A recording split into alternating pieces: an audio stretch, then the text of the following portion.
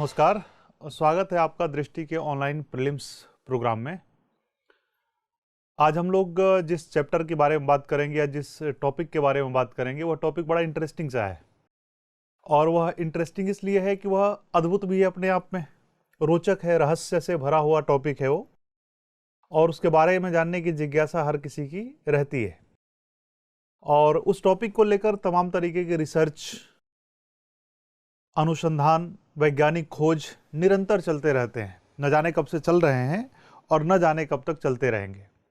हर दिन आए दिन न्यूज़पेपर में, अखबारों में उसके बारे में कुछ ना कुछ खबरें ज़रूर देखने को मिल जाती हैं। यह टॉपिक है ब्रह्मांड से जुड़ा हुआ, यह टॉपिक है सौरमंडल से जुड़ा हुआ, यह टॉपिक है हमारे ग्रहों से जुड़ा हुआ।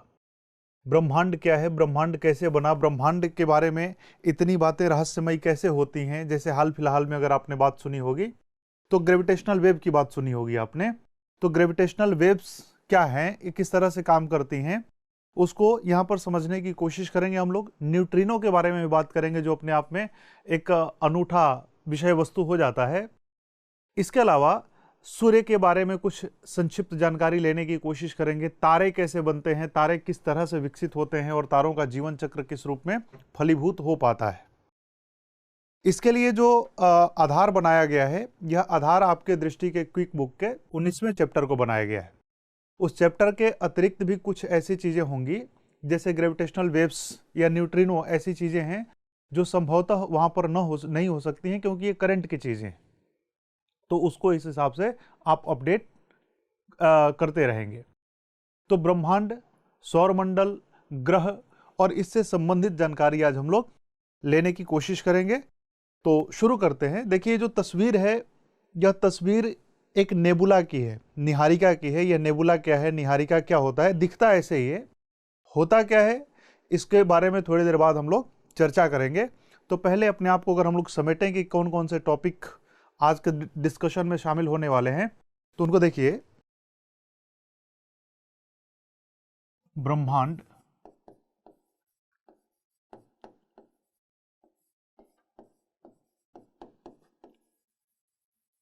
यूनिवर्स, इसकी संकल्पना को समझेंगे हम लोग।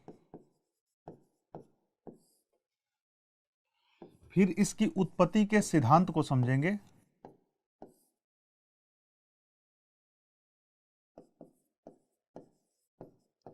इसके बारे में जो जो सिद्धांत दिए गए हैं उत्पत्ति से संबंधित, वो सिद्धांत कौन कौन से हैं उनके बारे में हम लोग चर्चा करेंगे। फिर कुछ जानकारी आकाश गंगाओं की, आकाश गंगा, निहारिका, तारे या तारा, ग्रह, फिर जो गुरुत्वाकर्षण तरंगे हैं,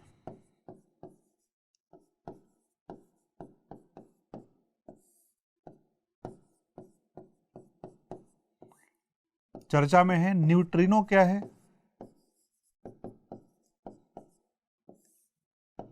न्यूट्रिनो क्या है। इसके अलावा ब्लैक होल, जिसकी तस्वीर कुछ दिन पहले आई थी, ब्लैक होल क्या है, क्यों महत्वपूर्ण हो जाता है, ये सभी चीजें आपस में संबंध है, जुड़ी हुई हैं एक दूसरे से। इसके अलावा K2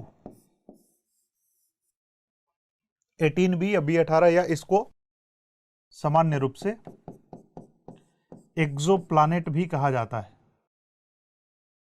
यह एक्सोप्लैनेट क्या है, और इसके अंदर भी बहुत सारी संकल्पनाएं हैं जिसके बारे में हम लोग चर्चा करेंगे। देखिए ब्रह्मांड जितना विज्ञान के लिए रहस्यमयी है उतना ही दुनिया के दर्शन के लिए भी रहस्यमयी है। जैसे जब किसी को भ्रम हो जाता है तो वो कहता है कि मैं ब्रह्म को जानता हूं, तो ब्रह्म से शायद ब्रह्मांड बना है। ब्रह्म का मतलब हो गया सब कुछ। अब सब कुछ में क्या शामिल है, यह डिफाइन करता है कि ब्रह्मांड की संकल्पना हमारी कैसी होगी। उदाहरण के लिए जैसे दो पक्ष हैं, एक है पश्चिमी देश, वेस्टर्न कंट्रीज, और दूसरी तरफ है भारत। तो जो पश्चिमी देश हैं वो कहते हैं, इनको थोड़ा सा ये अज्ञानता के अंधकार में ज़्यादा रहते हैं, तो ये कहते हैं पश्चिमी देश कि सभी ज्ञात वस्तुओं का योग ही ब्रह्मांड कहलाता है। Universe is the sum of all knowable या नोन ऑब्जेक्ट्स, यानी कि जिन वस्तुओं को हम जानते हैं, जिन वस्तुओं के बारे में हमारी जानकारी है, उन सबको एक बार सम्मिलित रूप से एक जगह इकट्ठा कर दिया जाए तो वही ब्रह्मांड है। यह अपने आप में एक अधूरी परिभाषा है। कारण क्या है कि भाई सिर्फ उतनी ही चीजें थोड़ी ना है जितना हम जानते हैं। जैसे एक छोटे बच्चे से अगर कोई पूछे कि कितना देश है, वो कहता है कि 4 देश है, भारत, पाकिस्तान, श्रीलंका और बांग्लादेश, क्योंकि 5वें देश के बारे में उसको जानकारी नहीं है। इसका मतलब ये नहीं होता है कि देश केवल 5 ही हैं या 4 ही हैं, राइट। तो उसी तरह से पश्चिमी देशों की परिभाषा में कुछ अधूरापन है। भारत के परिभाषा के अनुसार सभी ज्ञात प्लस अज्ञात वस्तुओं या पिंडों का योग या पदार्थों का योग ब्रह्मांड कहलाता है। यानी कि ब्रह्मांड में हर वह चीज शामिल है जिसकी जानकारी हमें है या समय के साथ हो जाती है या फिर जिसकी जानकारी हमें नहीं है। उस सभी वस्तुओं का योग, टोटालिटी या सम ब्रह्मांड कहलाता है। तो भारत की संकल्पना हमेशा से विस्तृत रही है और बहुत ज्यादा व्यापक भी रही है। ब्रह्मांड दरअसल वास्तव में होता भी यही है, क्योंकि अगर ऐसा नहीं होता, अगर अज्ञात वस्तुएं उसमें शामिल नहीं की जाती, तो फिर हर दूसरे, तीसरे, चौथे दिन एक नई रिसर्च कैसे हो पाती, नई खोज कैसे हो पाती। जैसे वहां पर आप देख रहे हैं K2 या एक्सो प्लैनेट, यह एक नई खोज है। ब्लैक होल की तस्वीर ली गई, यह एक नई खोज है जिसके बारे में पहले हमें जानकारी नहीं थी, लेकिन अब जानकारी हो गई है।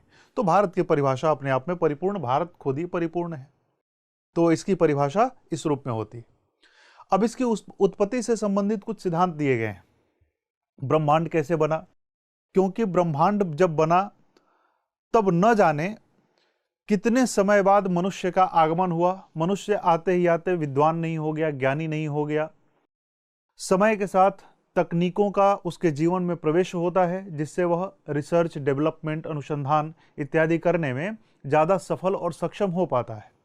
जैसे जैसे वैज्ञानिकता बढ़ती गई, जैसे जैसे टेक्नोलॉजी का इंटरफेरेंस बढ़ता गया, उसी तरीके से रिसर्च का स्तर भी बढ़ता चला गया।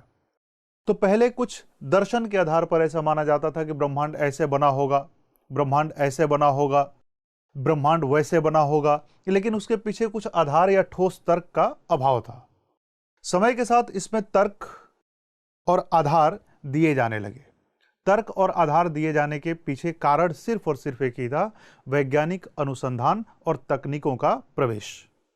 जिन चीजों को हम लोग कुछ दिन पहले तक जानते नहीं थे, उन चीजों को विज्ञान आज प्रूव कर चुका है या कर रहा है, आने वाले समय में कर भी देगा। तो आज बिना तर्क की कोई बात रखना, बिना लॉजिक के बात रखना, हवा में बातें करने से कम नहीं है। देखिए, उत्पत्ति के संबंध में कुछ सिद्धांत दिए गए हैं।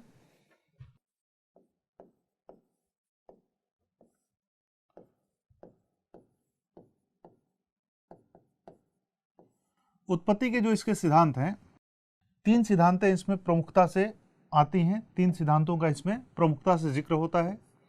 एक सिद्धांत है बिग बैंग।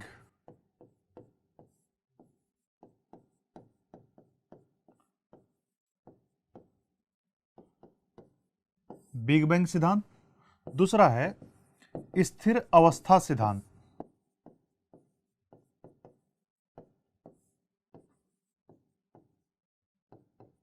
और तीसरा सिद्धांत है दोलायमान सिद्धांत।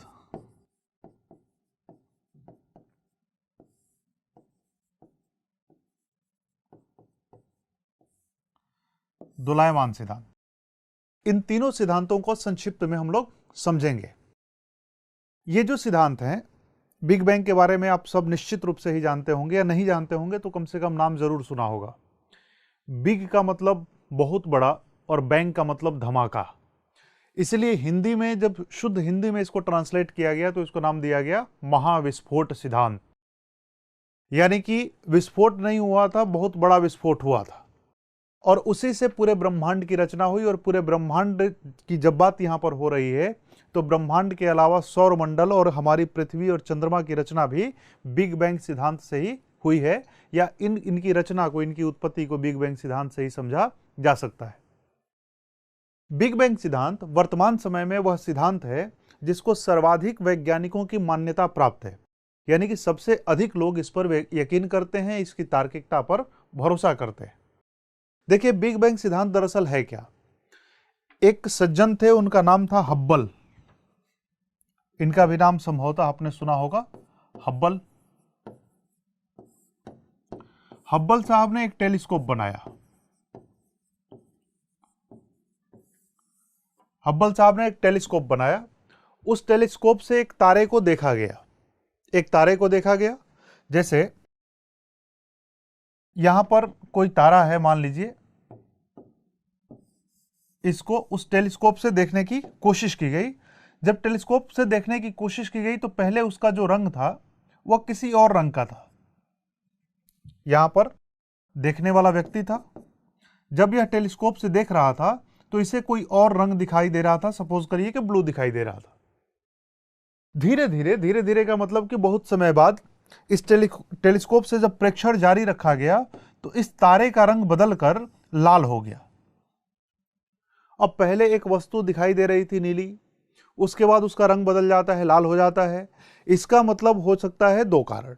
वो कारण हो सकता है कि या तो वह रंग बदलता हो या फिर वह किसी कारण से मूव कर रहा हो, दूर जा रहा हो।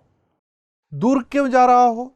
दूर इसलिए जा रहा हो क्योंकि यह प्रकाश का सिद्धांत है कि अगर किसी प्रकाश को किसी प्रिज्म से पास किया जाएगा, किसी प्रिज्म से अगर आप सफेद लाइट को पास करते हैं तो यह कई रंगों में विभक्त हो जाता है। कई रंगों में विभक्त हो जाता है, जिसको विव ग्योर कहा जाता है। वायलेट से लेकर Indigo, blue, green, yellow, orange और रेड तक। लाल जिसका तरंग दैर्ध्य ज्यादा होता है, बैंगनी जिसका तरंग दैर्ध्य बहुत कम होता है। लाल का मतलब यह होता है कि कोई वस्तु हमसे दूर जा रही है।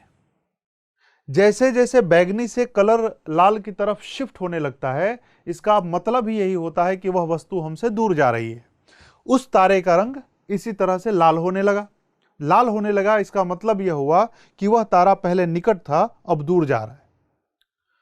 इससे निष्कर्ष निकाला गया। निष्कर्ष यह था कि न केवल तारा दूर जा रहा है बल्कि पूरा का पूरा ब्रह्मांड प्रसारित हो रहा है। बिग बैंग सिद्धांत के जो प्रतिपादक थे या जिनको श्रेय दिया जाता है इसके प्रतिपादन का, उनका नाम है लेमेंत्रे। उनका नाम है लेमेंत्रे। लेमेंत्रे महोदय ने बिग बैंग सिद्धांत को पोस्टुलेट करने का काम किया, जिसके लिए इनको क्रेडिट दिया जाता है। देखिए, बिग बैंग सिद्धांत बेसिकली है क्या। बिग बैंग सिद्धांत को समझने के लिए यह एक अच्छा डायग्राम हो सकता है, अच्छी फोटो हो सकती है। देखिए, आज से तकरीबन 14 अरब साल पहले, अरब वर्ष पूर्व, इस डायग्राम में आप देखेंगे तो यह डायग्राम ऐसे फैलता हुआ गया है। इस तरह से यह फैलता हुआ गया है, एक्सपेंड होता हुआ गया है। 14 अरब वर्ष पूर्व इस डायग्राम को और हम लोग इस तरह से पीछे की ओर खींचे तो सारा ब्रह्मांड इसी पॉइंट पर सिमटा हुआ था, इसी जगह पर सिमटा हुआ था, इसी रूप में सिमटा हुआ था। इसको कहा गया आद्य कण। आद्य कण एक ऐसा कण जिसका टेम्परेचर बहुत ज्यादा था और जिसका प्रेशर भी बहुत ज्यादा था। तापमान भी अत्यधिक और दबाव भी अत्यधिक। तापमान और दबाव इतना ज्यादा था कि उसके अंदर एक परमाणु की रचना भी संभव नहीं थी, इतना कंप्रेस्ड था। लेकिन आपको पता है कि किसी चीज को कितना भी दबाया जाए, एक सीमा के बाद वह विस्फोट कर ही जाता है। इसकी कल्पना आप दिवाली वाले पटाखे से कर सकते हो। जैसे दिवाली में जो पटाखा होता है, उस पटाखे को खरीद के लाओ, इतना सा पटाखा होता है, आलू बम, लेके इसमें आग लगा दो। आग लगाने के बाद हाथ में पकड़ के नहीं आग लगाना है। आग लगाने के बाद यह फैल जाएगा, विस्फोट हो जाएगा, ब्लास्ट कर जाएगा, बिखर जाएगा, बिखर कर दूर दूर तक चला जाएगा। और जब दूर दूर तक चला जाएगा तो इसके जो पार्टिकल्स है ये धीरे धीरे ठंडे होने लगेंगे। एग्जैक्टली यही हुआ इस कण के साथ, जिसको आद्य कण यहां पर कहा जा रहा है। इसमें अचानक से विस्फोट हो गया। विस्फोट होने के बाद सारी चीजें बिखर गई और बहुत तेजी से बिखरी। मिली सेकेंड के अंतर्गत यह हजारों लाखों किलोमीटर की रफ्तार से फैल गई। जब इतना तेज विस्फोट हुआ, इस कदर चीजें फैलती चली गई, तो धीरे धीरे वे ठंडी होती चली गई। ठंडे होने के क्रम में क्या हुआ कि सबसे हल्के तत्वों के परमाणुओं की रचना शुरू हो गई। सबसे हल्के तत्वों के परमाणुओं की रचना हुई, वस्तुएं और ठंडी होनी शुरू हो गई, उसके पार्टिकल्स और ठंडे होने शुरू हो गए। जब ठंडे होने शुरू हो गए तो ठंडे होने के उपरांत ठंडा होकर संघनित होते चले गए। संघनित का मतलब होता है कि घनीभूत होते चले गए, उनका घनत्व बढ़ता चला गया। जब उनका घनत्व बढ़ता चला गया तो उनमें ग्रेविटी आ गई। ग्रेविटी आने के परिणाम स्वरूप अपने से छोटे कणों को अपनी तरफ खींचने लगे और अपने से बड़े कणों की ओर जाने लगे। यानी कि जो छोटे छोटे पार्टिकल थे आपस में मिलकर बड़े बड़े पार्टिकल के रूप में परिणत होने लगे, और इसी तरीके से आकाश गंगाओं की रचना होती है। तो यह घटना हुई लगभग 14 अरब वर्ष पूर्व, एग्जैक्टली 13.7 अरब वर्ष पूर्व। उसके बाद देखिए यहां पर लिखा हुआ है डार्क एज। वह यह एज होता है जिसके बारे में हमें कोई जानकारी नहीं है। और हमें क्यों जानकारी नहीं है? क्योंकि इसका कोई प्रमाण अभी तक हमारे पास नहीं है। विस्फोट होने के बाद सारी चीजें, पूरे ब्रह्मांड में अंधेरा सा छा गया। अंधेरा सा क्यों छा गया होगा? क्या वजह हो सकता है? डार्क मैटर हो सकता है, डार्क एनर्जी हो सकती है, या और कुछ हो सकता है। इसके बारे में ठीक जानकारी हमें नहीं है। उसके बाद लगभग 400 मिलियन वर्ष पूर्व, यानी कि लगभग पहले स्टार की उत्पत्ति होती है। यहां पर गैलेक्सी, प्लानेट, ग्रह, आकाशगंगाएं, ये सारी चीजें धीरे धीरे विकसित होती चली गई। इसी क्रम में हमारी पृथ्वी का भी विकास हुआ। तो अगर ब्रह्मांड यहां से चला तो सूर्य बना होगा कहीं, सूर्य से पहले मंदाकिनी बनी होगी जो आकाशगंगा है हमारी, सूर्य के बाद हमारी कहीं पृथ्वी बनी होगी, पृथ्वी के बाद कहीं हमारा चंद्रमा बना होगा। यानी कि अगर उम्र का निर्धारण करना हो तो सबसे पहले ब्रह्मांड, फिर मंदाकिनी आकाशगंगा, फिर सूर्य, फिर पृथ्वी, फिर चंद्रमा। चंद्रमा सबसे छोटा है, इस क्रम में सबसे छोटा चंद्रमा है। यही है बिग बैंग थ्योरी। देखिए बिग बैंग थ्योरी क्यों है ऐसा? जब चीजों का विस्फोट हुआ है तो ये सारी चीजें फैल गई और अभी तक ये फैलती जा रही हैं। जिस सिद्धांत के तहत इनके फैलाव को पुष्ट किया गया उसे कहते हैं डॉपलर अभिरक्त विस्थापन, डॉपलर रेड डिस्प्लेसमेंट।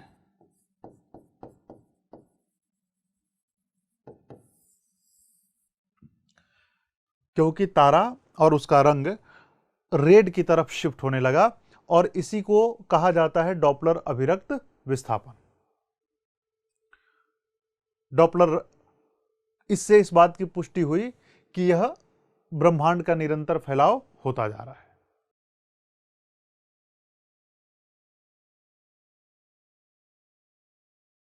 इस क्रम में जो दूसरा सिद्धांत है स्थिर अवस्था सिद्धांत।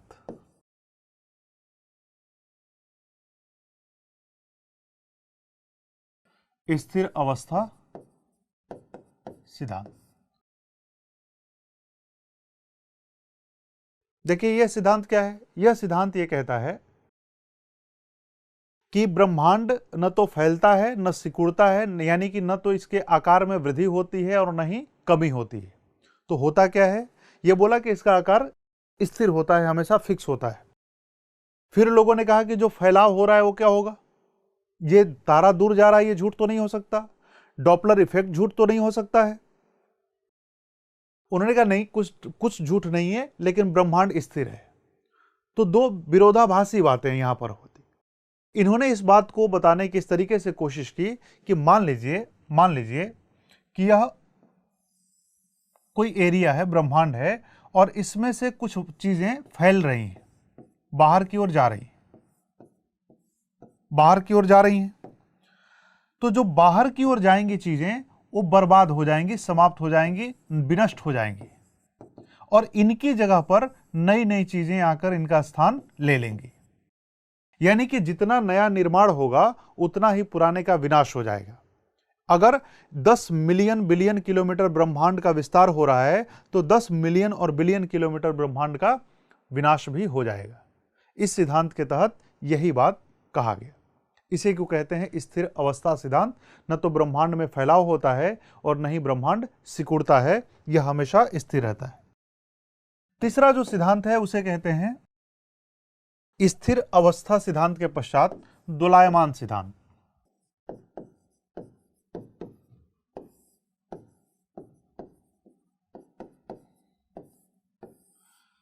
दोलायमान सिद्धांत, दोलायमान सिद्धांत यह कहता है कि ब्रह्मांड फैलता भी है और सिकुड़ता भी है क्रम से। इसकी कल्पना आप ऐसे करिए कि एक खेला होगा बचपन में, और अभी भी बचपन ही है तो खेला होगा, तो एक बॉल आता है छोटा सा, उसमें एक रबर बंधा होता है बड़ा सा। उस रबर को उंगली में लपेट के उस बॉल को फेंको, अपने से दूर फेंको। तो जब तक उस रबर की इलास्टिसिटी अलाउ करेगी वह बॉल आपसे दूर जाएगा। जब तक आपके द्वारा लगाया गया बल ज्यादा होगा वह बॉल आपसे दूर जाएगा। लेकिन जैसे ही आपके बल का प्रभाव एक समय के बाद खत्म होगा वह गेंद आपकी तरफ वापस आने लगेगी। ठीक ऐसे ही होता है, जब इसमें महाविस्फोट हो गया तो चीजें सब दूर दूर जाने लगी, फैलने लगी। एक समय के बाद इसकी ताकत, इसका बल जब कम होगा तो सारी चीजें फिर वापस आने लगेंगी। एक बार फैलता है ब्रह्मांड, एक बार सिकुड़ता है ब्रह्मांड, और ऐसा तकरीबन 20 बिलियन साल के अंतराल पर होता है।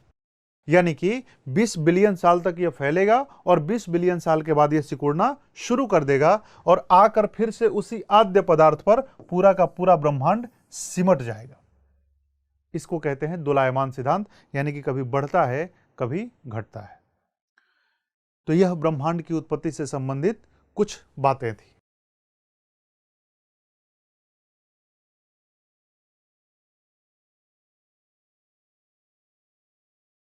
ब्रह्मांड की संकल्पना में आज भी निरंतर विस्तार हो रहा है, और उस विस्तार की पुष्टि स्टीफन हॉकिंस ने भी की थी।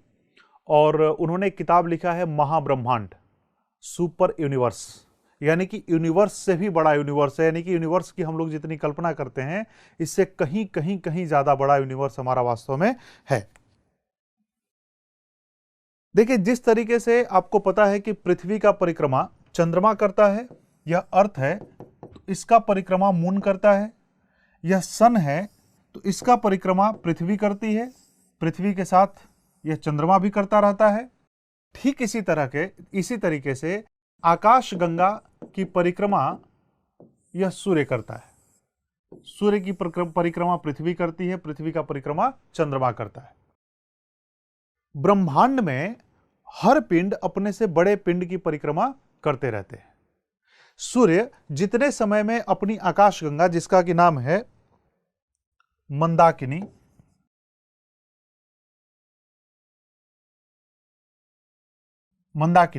इसकी परिक्रमा सूर्य जितने समय में कर लेता है वह समय है तकरीबन 25 करोड़ वर्ष।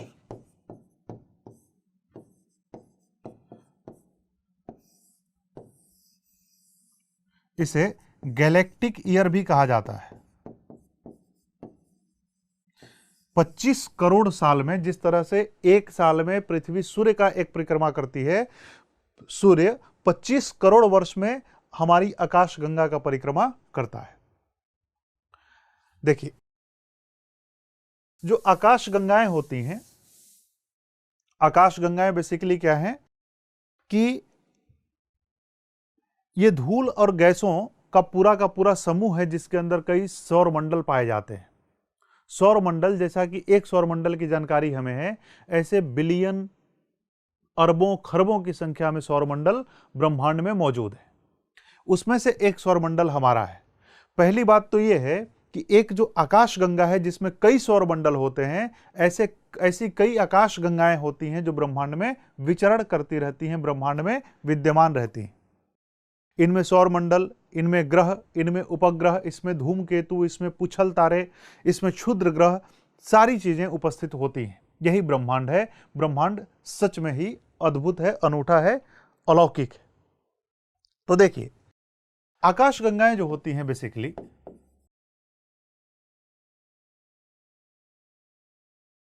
आकाश गंगाएं जो होती हैं यह इस रूप में होती हैं।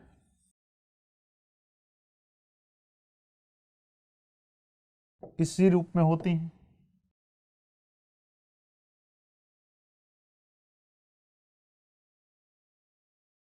इस रूप में होती हैं।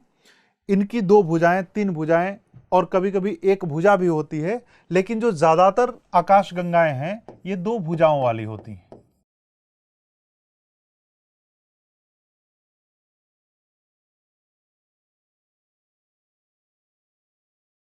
दो भुजाओं वाली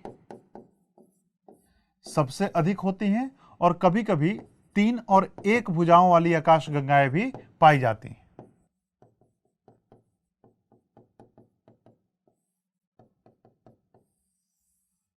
लेकिन दो भुजाओं वाली आकाश गंगाएं ज्यादा कॉमन होती हैं। इन आकाश गंगाओं का अलग अलग स्वरूप होता है। जैसे एक यह स्वरूप हो गया, उसी तरह से कोई दूसरा स्वरूप होता है, उसी तरह से कोई तीसरा स्वरूप होता है। इन आकाश गंगाओं का बेसिकली तीन स्वरूप हो सकता है। एक सर्पिलाकार, एक होता है सर्पिलाकार, एक होता है दीर्घवृत्ताकार, और एक जो स्वरूप होता है वह अनियमित होता है। यानी कि उसको किसी भी ज्योमेट्रिकल शेप में के साथ हम लोग रिलेवेट नहीं कर पाते हैं, उसकी रिलेवेंसी नहीं हो पाती है, रिजेंबलेंस नहीं हो पाता है। दीर्घवृत्ताकार का मतलब एलिप्टिकल इन शेप, सर्पिलाकार स्पाइरल जो हमारी आकाशगंगा का स्वरूप है, अनियमित मतलब इरेगुलर जिसमें कोई रेगुलरिटी नहीं है, जिसमें कोई फिक्स ज्योमेट्री शेप होता नहीं। तो यही आकाशगंगाओं का स्वरूप होता है। हमारा सूर्य भी इसी तरह की आकाशगंगा के किसी भुजा पर विद्यमान है। इसी भुजा पर कहीं हमारा सूर्य भी विद्यमान है, हमारा पूरा का पूरा सौरमंडल विद्यमान है। यही सूर्य इन आकाश गंगाओं के केंद्र की परिक्रमा करता रहता है निरंतर, लगातार 25 करोड़ साल में यही काम करता है।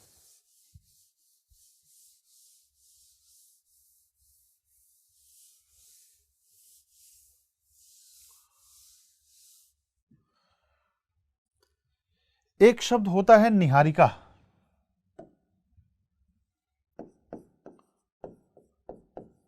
निहारिका, केवल यहां शब्द से परिचित हो जाने की जरूरत है। निहारिका मतलब गैस एवं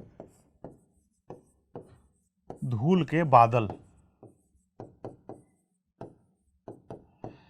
जैसे कभी देखा होगा आंधियों में जो गुबार उठता है, सड़कों पर गुबार उठता है, सब कुछ दिखना बंद हो जाता है। इसी तरह का एक अद्भुत रंग बिरंगा, क्योंकि गैसों में रंग होता है, गैसें अपने अंदर से रंग जनरेट करती हैं, उनकी प्रॉपर्टी, केमिकल प्रॉपर्टी ऐसी होती है। तो ये अद्भुत रंग बिरंगी गैसों और धूलों का बादल निहारिका कहलाता है, जिसको नेबुला कहते हैं अंग्रेजी में। तो निहारिका यही होता है। अगर तस्वीर देखना चाहें फिर से, तो निहारिका इसी रूप में दिखाई देता है। यही निहारिका है। इसी में गैसें और धूल आपस में एक दूसरे से बंधे होते हैं। यह भी गतिशील होती है, यह भी स्थिर नहीं होती। इसमें भी घूर्णन होता है, इसमें भी गतियां होती हैं, और इन गतियों के परिणाम स्वरूप बहुत सारे प्रभाव भी हमें देखने को मिलते हैं। तो ये निहारिका है। तो जिस तरह से हमारी आकाशगंगा है मिल्की वे,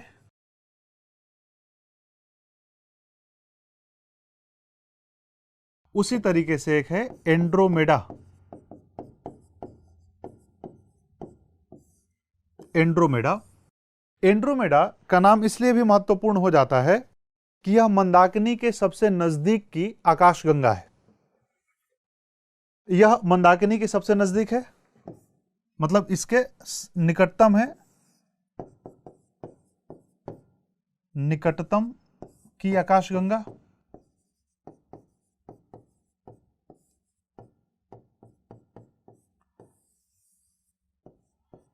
यह एक फैक्ट के रूप में आपसे पूछा जा सकता है कि हमारी आकाशगंगा के नज़दीक दूसरी सबसे आकाशगंगा कौन सी है, तो वह एंड्रोमेडा हो जाती है। इसी तरीके से जो सौर मंडल है, सूर्य एक तारा है, तो उस सौर मंडल के सबसे नज़दीक तारे का नाम है प्रॉक्सिमा सेंचुरी।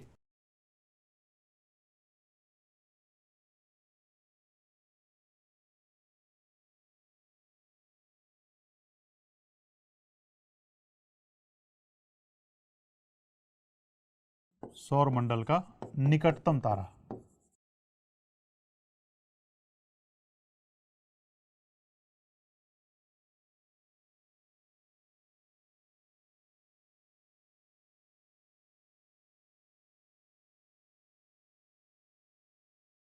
सिरियस या डॉग स्टार सबसे चमकीला तारा है।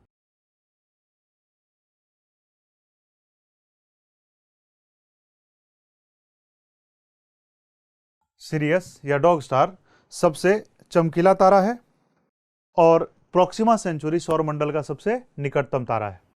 तो यहां पर देखिए तारे क्या होते हैं, तारा होता क्या है, स्टार।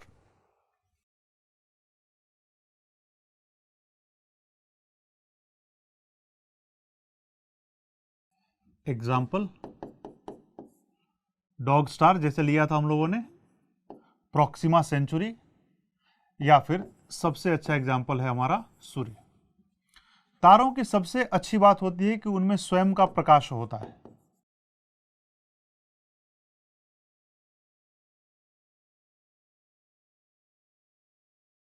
स्वयं का प्रकाश होता है।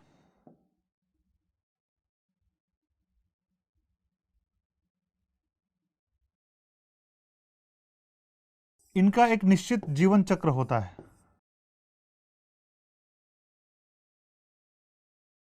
एक निश्चित जीवन चक्र होता है जिसमें यह जन्म लेते हैं,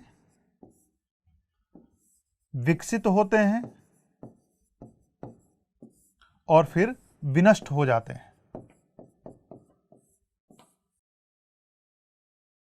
जन्म लेते हैं, बड़े होते हैं और अंत में मर जाते हैं, बर्बाद हो जाते हैं या विनष्ट हो जाते हैं। इन तारों के जीवन चक्र के बारे में भी समझेंगे। ये भी समझेंगे कि इनमें अपना स्वयं का प्रकाश कहां से आता है, क्यों आता है। सूर्य अगर चमकता है तो क्यों चमकता है। ग्रहों में अपना कोई प्रकाश नहीं होता, लेकिन सूर्य में अपना प्रकाश होता है। ग्रह सूर्य के प्रकाश से ही प्रकाशित अपने आप को करते हैं, लेकिन तारे अपने प्रकाश से अपने आप को दीप्तिमान करते रहते हैं। तो ये कैसे होते हैं, क्या हो पाता है, देखिए इनको।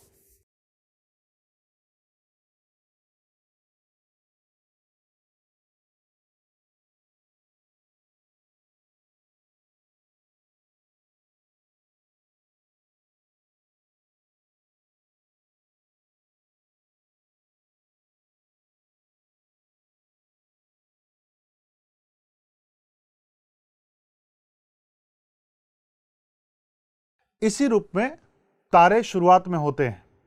इनको कहा जाता है भ्रूण तारा। भ्रूण तारा बिखरे हुए होते हैं, बिखरे हुए होते हैं। इनमें बहुत सारी चीजें अलग अलग होती हैं। धीरे धीरे इनका विकास होता है और ये तारों की शक्ल में आने लगते हैं। शुरुआत में ये नेबुला की तरह होते हैं, जिसको सोलर नेबुला भी कहा जाता है। नेबुला के बाद ये आदि तारे के रूप में परिणत होते हैं, जिनको भ्रूण तारा भी कहा गया। अब इस भ्रूण तारे में क्या होता है, भ्रूण तारे में क्या होता है कि कुछ कुछ क्रियाएं गतिशील या कुछ कुछ क्रियाएं इसमें पार्टिसिपेट करने लगती हैं, कुछ कुछ क्रियाएं अपना स्थान लेने लगती हैं। जैसे अब क्या होगा कि इसके अंदर हाइड्रोजन और हाइड्रोजन मिलकर हीलियम का निर्माण करने लगेंगे। हाइड्रोजन और हाइड्रोजन मिलकर हीलियम का निर्माण करेंगे, प्लस भारी मात्रा में एनर्जी निष्कासित करेंगे। इसको कहा जाता है नाभिकीय संलयन। नाभिकीय संलयन। नाभिकीय संलयन। नाभिकीय संलयन के परिणाम स्वरूप ही तारों में अपना प्रकाश और ऊष्मा उत्पन्न हो पाती है। तो ये भ्रूण तारे हो गए। भ्रूण तारे जब धीरे धीरे विकसित होते हैं, बड़े होते हैं, यानी कि उनका हाइड्रोजन हीलियम में कन्वर्ट होना शुरू हो जाता है। तेजी से, जितना तेजी से होगा, जितना अधिक होगा, उसी तरह से इन तारों का विकास होता है। फिर आगे चलकर ये तारे रेड जायंट बन जाते हैं। रेड जायंट, इनको कहा जाता है रक्त दानव। उसके बाद ये तारे बदल जाते हैं व्हाइट ड्वार्फ। व्हाइट ड्वार्फ में, उसके बाद ये बदल सकते हैं ब्लैक ड्वार्फ में, उसके बाद सुपरनोवा, और सुपरनोवा से ये न्यूट्रॉन तारे बन सकते हैं, या सुपरनोवा से ये ब्लैक होल बन सकते हैं।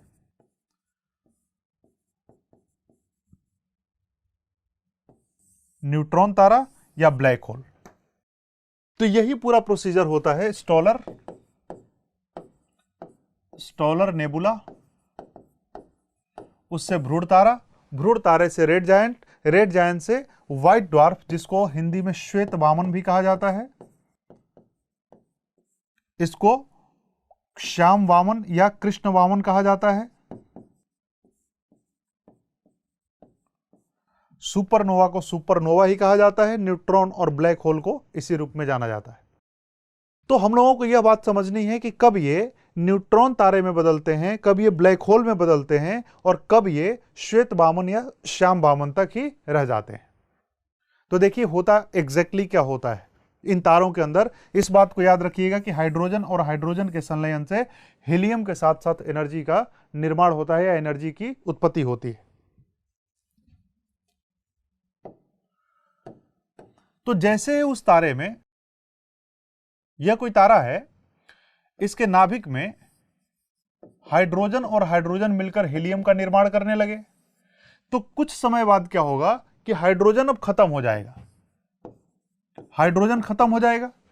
जैसे ही हाइड्रोजन खत्म हो जाएगा, नाभिकीय संलयन की प्रक्रिया रुक जाएगी।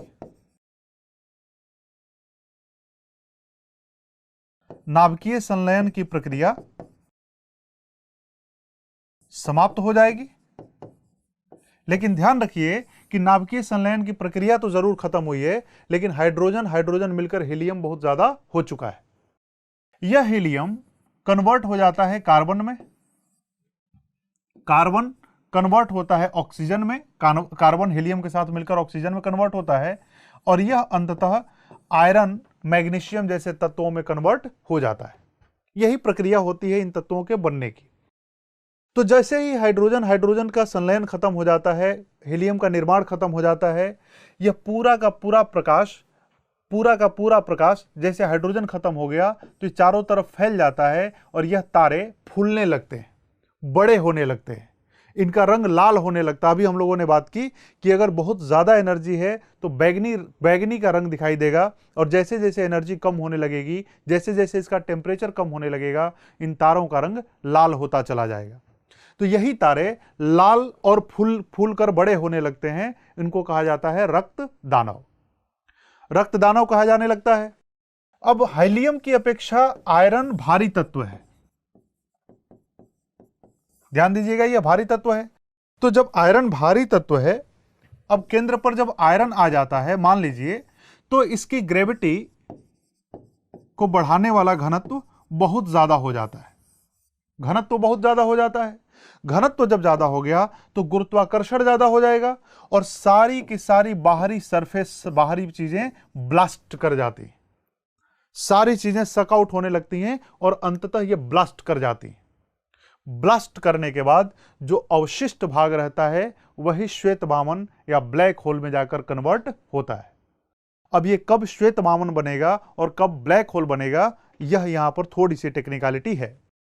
अगर मान लीजिए इस अवस्था में आकर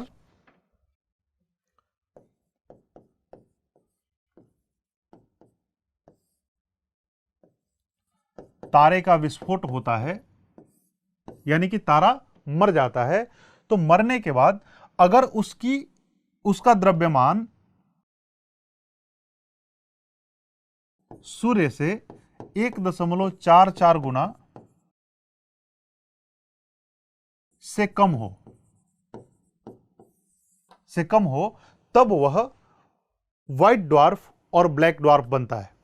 सूर्य से 1.44 गुना द्रव्यमान को ही कहा जाता है चंद्रशेखर लिमिट, चंद्रशेखर सीमा। यानी कि अगर उस मरे हुए तारे का द्रव्यमान, सूर्य का मान लो कि अगर 1 किलो द्रव्यमान है, तो उस तारे का द्रव्यमान 1.44 किलो से कम होना चाहिए। यानी कि लगभग लगभग सूर्य के बराबर हो तो वह व्हाइट ड्वार्फ या ब्लैक ड्वार्फ में कन्वर्ट होता है। लेकिन यदि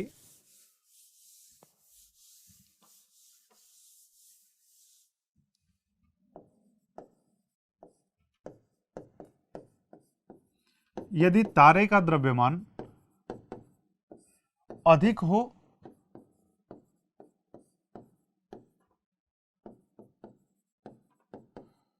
सूर्य के द्रव्यमान के 1.44 गुना से, यानी कि चंद्रशेखर सीमा से ज्यादा हो, तब दो कंडीशन हो सकती है।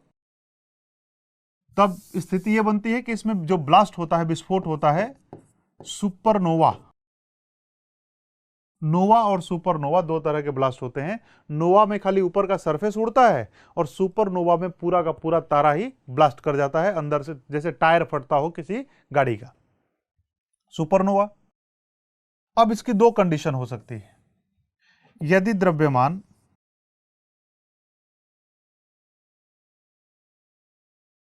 तीन गुना से कम हो और यदि द्रव्यमान 3 गुना से ज्यादा हो, यानी कि मान लो अगर सूर्य का वजन 1 किलो था, तो अगर तारे का वजन 1.44 किलो तक है, तब तो वह श्वेत और ब्लैक ड्वार्फ बनेगा। अगर इसका वजन इससे ज्यादा है और 3 किलो तक है, तो वह तारा टूटकर, ब्लास्ट करके, विनष्ट होकर न्यूट्रॉन तारा बनेगा। न्यूट्रॉन तारा बनेगा। और अगर 3 गुना से ज्यादा है, तब जाकर वह ब्लैक होल बनता है।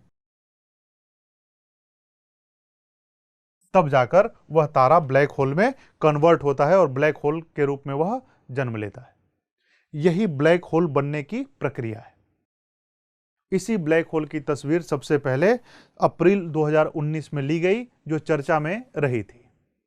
उससे पहले जितनी भी ब्लैक होल की आपने तस्वीरें देखी होंगी, वे तस्वीरें या तो काल्पनिक हैं, झूठी हैं, या किसी पेंटर के द्वारा पेंट करके बनाई गई। जिस ब्लैक होल की तस्वीर ली गई उसके बारे में कुछ जानकारी हम लोग यहां पर एग्जामिनेशन पॉइंट ऑफ व्यू से ले लेते हैं। ब्लैक होल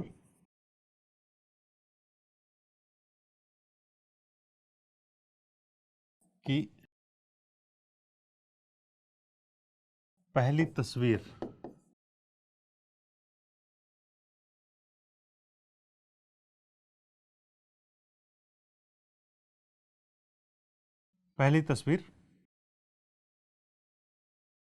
अप्रैल 2019। देखो, जिस टेलीस्कोप से लिया गया था उसका नाम था event horizon telescope. Event horizon telescope से इसकी तस्वीर ली गई थी। और यह जो इवेंट होराइजन टेलीस्कोप है, इसको EHT भी कहा जाता है। EHT यह दरअसल 8 टेलीस्कोप का नेटवर्क है।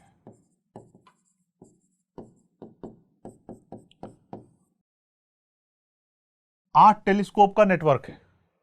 ब्लैक होल की तस्वीर ली गई, इसका मतलब कि एक बहुत बड़े तारे का विस्फोट हुआ होगा, उसकी तस्वीर ली गई, राइट, उस बहुत बड़े तारे का। लेकिन ब्लैक होल कहते ही उसको हैं जिसे देखा नहीं जा सकता।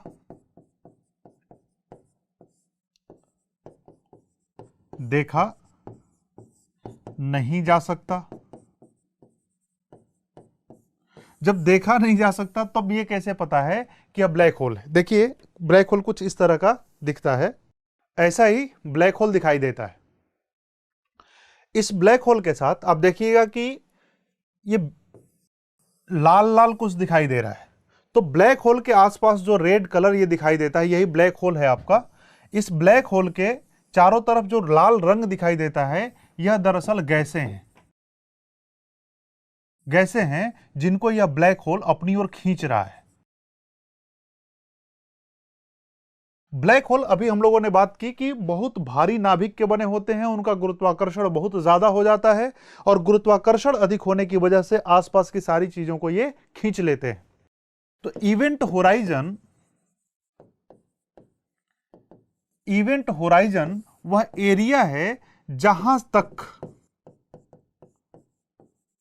तक की सभी गैसों को भी ब्लैक होल खींच लेगा या सक कर लेगा।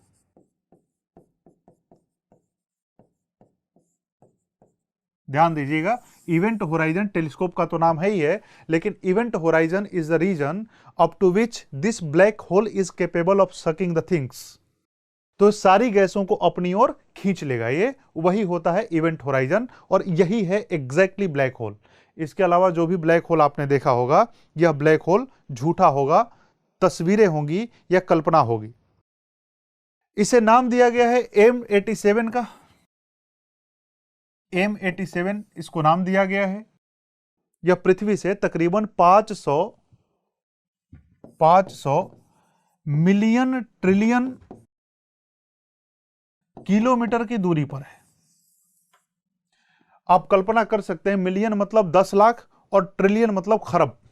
10 लाख खरब किलोमीटर की दूरी पर है और यह पृथ्वी से लगभग 30 लाख गुना बड़ा है। यानी कि इसका जो आकार है, इसका आकार है पृथ्वी से 30 लाख गुना ज्यादा। देखने में यह तस्वीर आपको छोटी लग सकती है, लेकिन यह इतनी छोटी नहीं है। सूर्य से अगर इसकी तुलना करें तो सूर्य की अपेक्षा यह 4.5 अरब गुना भारी है। अभी हम लोगों ने बात की कि अगर 3 गुना ज्यादा भारी होता है तो ब्लैक होल बनता है, और यह तो 6.5 अरब गुना भारी है। तो यह कितना बड़ा ब्लैक होल बना होगा और इसका कितना बड़ा इंपैक्ट हो सकता है, इसकी कल्पना ही की जा सकती है और कुछ इसके बारे में जानकारी नहीं ली जा सकती। यही है जो ब्लैक होल मिला था।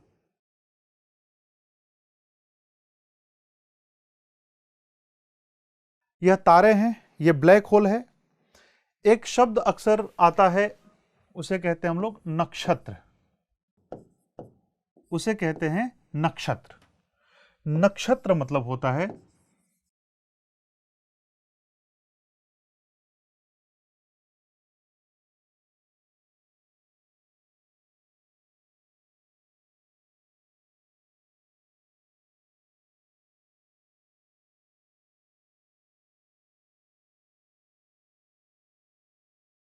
विशिष्ट ज्यामितीय स्वरूप में स्थित तारे। मतलब तारे जिनको देखने से एक निश्चित आकृति बनती है, वही नक्षत्र कहलाते हैं। और इसी से मिली जुली संकल्पना राशि की भी होती है, जो अक्सर लोग अखबारों में सुबह सुबह पढ़ने बैठ जाते हैं। वो राशियां भी इसी से मिली जुली होती हैं। नक्षत्र हमारे यहाँ 27 नक्षत्रों की बात की गई है। अश्लेषा, चित्रा, विशाखा, ये सब नाम अगर आप जानते होंगे तो यही नक्षत्र कहलाते हैं, जो तारों के अनुसार यानी कि ब्रह्मांड के अवलोकन के आधार पर ही जिसकी कल्पना की गई।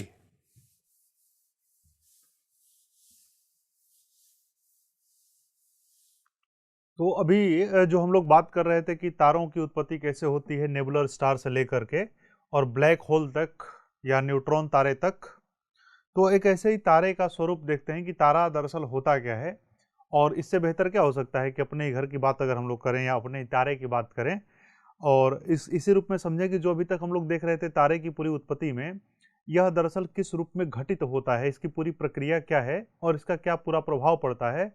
तो सबसे बेहतर एग्जाम्पल हो सकता है सूर्य। देखिए ये सूर्य है। सूर्य एक तारा है। तारा वह होता है जिसके कोर में हाइड्रोजन और हाइड्रोजन संलयित होकर हीलियम का निर्माण कर रहे हैं। हाइड्रोजन का कन्वर्जन हो रहा है हीलियम में।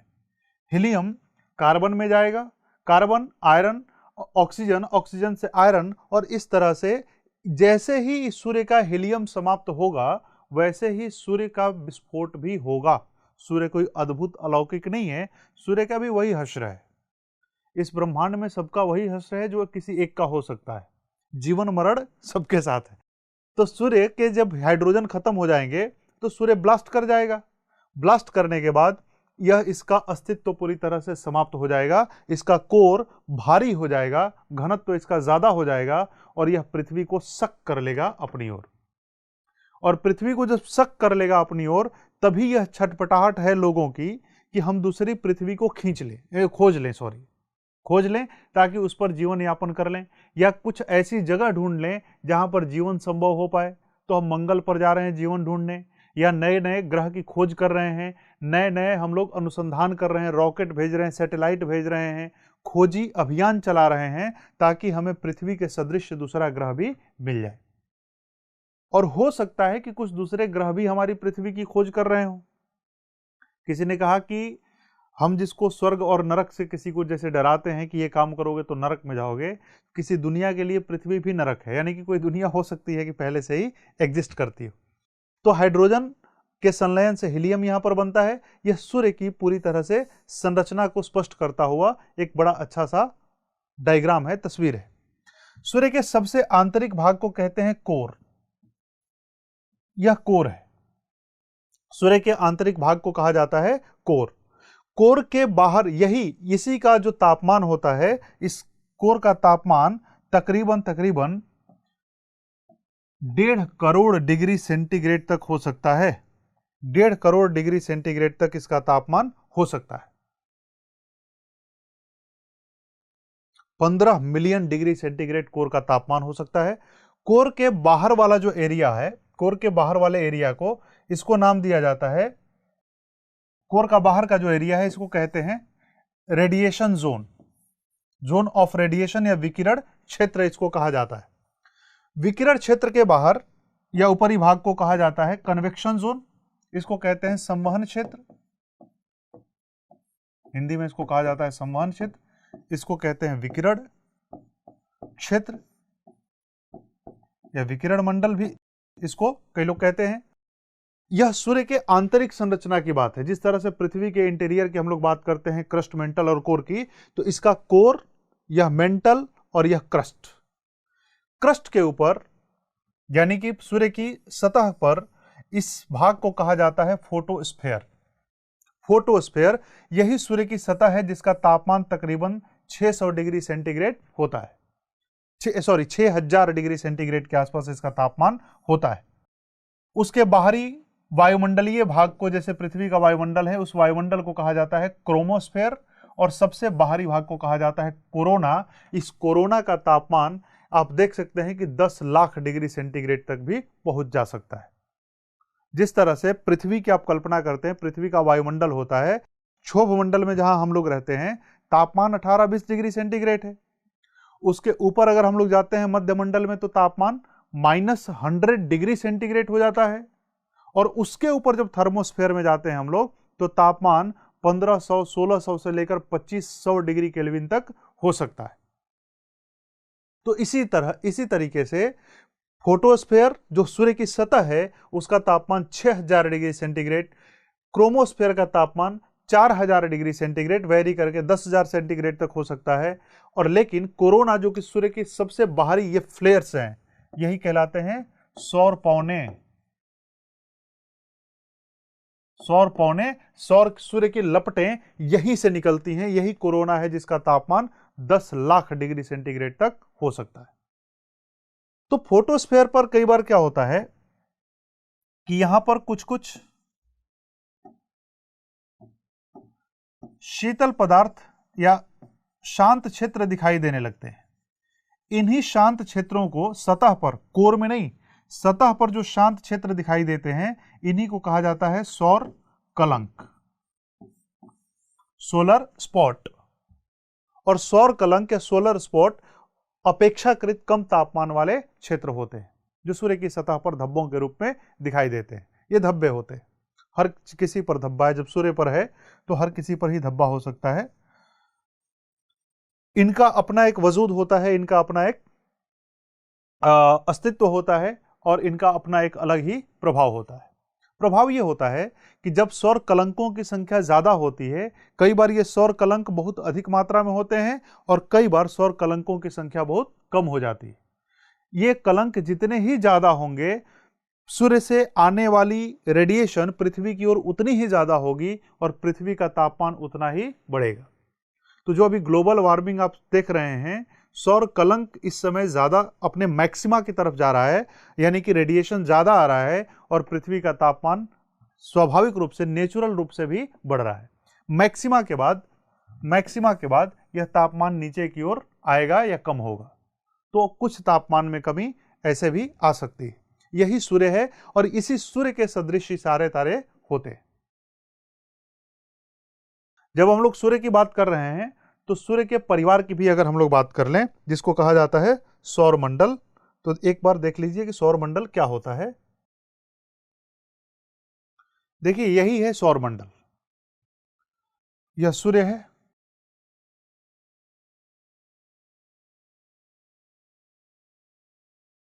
सूर्य है, छुपा हुआ है, देख रहे हो, इसमें पूरी तरह से आग लगी हुई है, ऐसी ही आग लगी रहती है हमेशा सूर्य में। और यह सूर्य के सभी ग्रह हैं। नाम अगर हम लोग लिखें तो इस ग्रह का नाम है बुध, इसका नाम है शुक्र, यह अपनी है पृथ्वी, मंगल, बृहस्पति, इसको तो आप समझ ही रहे होंगे, शनिचर, शनि, अरुण और वरुण। मतलब अरुण भी अपने आप में ग्रह है। आपके आसपास जो भी होंगे अरुण, ये सब ग्रह ही होते हैं। अरुण, वरुण, देखो, दो, बुध, शुक्र, पृथ्वी, मंगल, बृहस्पति, शनि, अरुण और वरुण। पहले एक प्लूटो भी हुआ करता था, अब वो प्लूटो आजकल सौर मंडल का हिस्सा नहीं रह गया है, उसको एस्ट्रोनॉमिकल सोसाइटी ने बाहर कर दिया है। ये सभी ग्रह सूर्य के चारों तरफ परिक्रमा करते हैं, सूर्य के चारों तरफ इस रास्ते से होकर परिक्रमा करते हैं। यह शुक्र भी परिक्रमा करेगा, यह पृथ्वी भी परिक्रमा करेगी, बृहस्पति, शनि, अरुण और वरुण। तो इस तस्वीर से आपको यह स्पष्ट हो जाना चाहिए कि जो ग्रह सूर्य से जितनी ज्यादा दूरी पर है, उसको परिक्रमा करने में उतना ही लंबा समय लगता होगा, और लगता है भी। इस तस्वीर से यह भी स्पष्ट है कि किस ग्रह का आकार कितना बड़ा है। सबसे बड़ा ग्रह बृहस्पति, बृहस्पति के बाद शनि, शनि के बाद अरुण, वरुण, पृथ्वी, शुक्र, मंगल और बुध। इसी क्रम में इन ग्रहों का आकार सुव्यवस्थित किया जा सकता है। कई बार फैक्चुअल प्रश्न के रूप में इसको उठाया जा सकता है और पूछा जा सकता है, arrange the following planet in their increasing और डिक्रीजिंग ऑर्डर। हालांकि इसकी संभावना बहुत ज्यादा नहीं है। एक टेक्निकल शब्द होता है जिसको, जो आप सुनते होंगे, क्यूपर बेल्ट या कूपर बेल्ट, सीधा इसको कहा जाता है कूपर बेल्ट। वह क्या होता है? तो कूपर बेल्ट वास्तव में वरुण के बाहर की एक पट्टी है, वरुण के बाहर की एक पट्टी है, इसी को कहा जाता है कूपर बेल्ट। यानी कि कूपर बेल्ट सौर मंडल से बाहर का क्षेत्र है। यह बात आप समझ लीजिए। एक शब्द होता है क्षुद्र ग्रह, क्षुद्र ग्रह। तो मंगल और बृहस्पति के बीच में बहुत सारे ग्रह होते हैं। ग्रह क्या होते हैं? क्षुद्र ग्रह वास्तव में चट्टानी पिंड है। ये चट्टानी पिंड होते हैं और यही चट्टानी पिंड मंगल और बृहस्पति के बीच में घूमते फिरते रहते हैं, चक्कर लगाते रहते हैं। इन्हीं को कहा जाता है क्षुद्र ग्रह। इनके अलावा एक और शब्द होता है, उसे कहा जाता है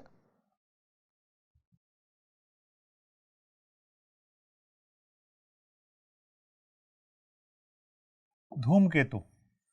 धूमकेतु या कॉमेट्स, जो कॉमेट्स होते हैं, यह गैस,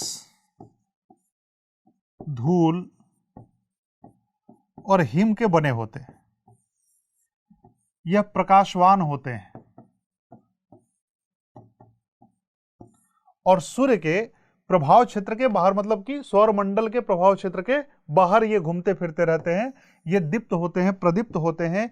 हिम, क्योंकि सूर्य से बहुत दूर है, जब सूर्य से बहुत दूर है तो उसका तापमान बहुत कम होगा और तापमान इतना कम होता है कि वहां पर हिम पाया जाता है। यही इनके बारे में सामान्य जानकारी हो जाती है, यही इसके संबंध में कुछ कुछ शब्द आ जाते हैं।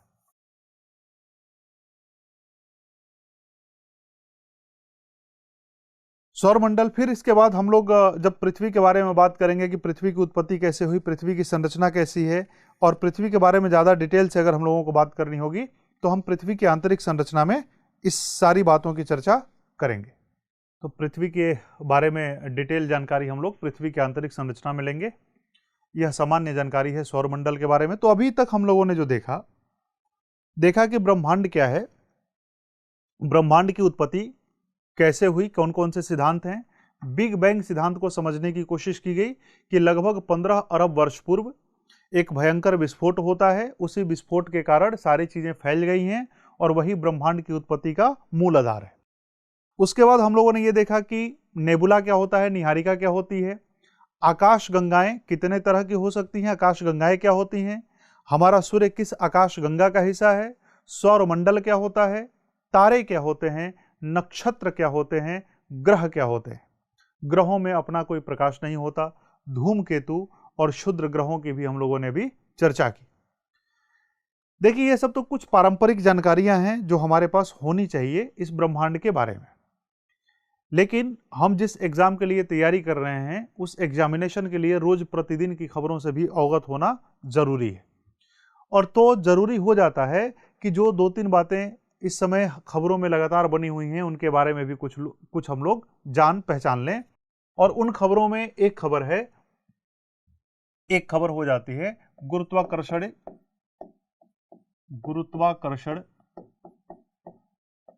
तरंगें,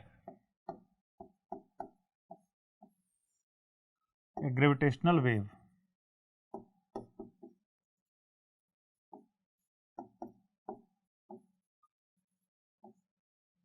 ग्रेविटेशनल वेव्स।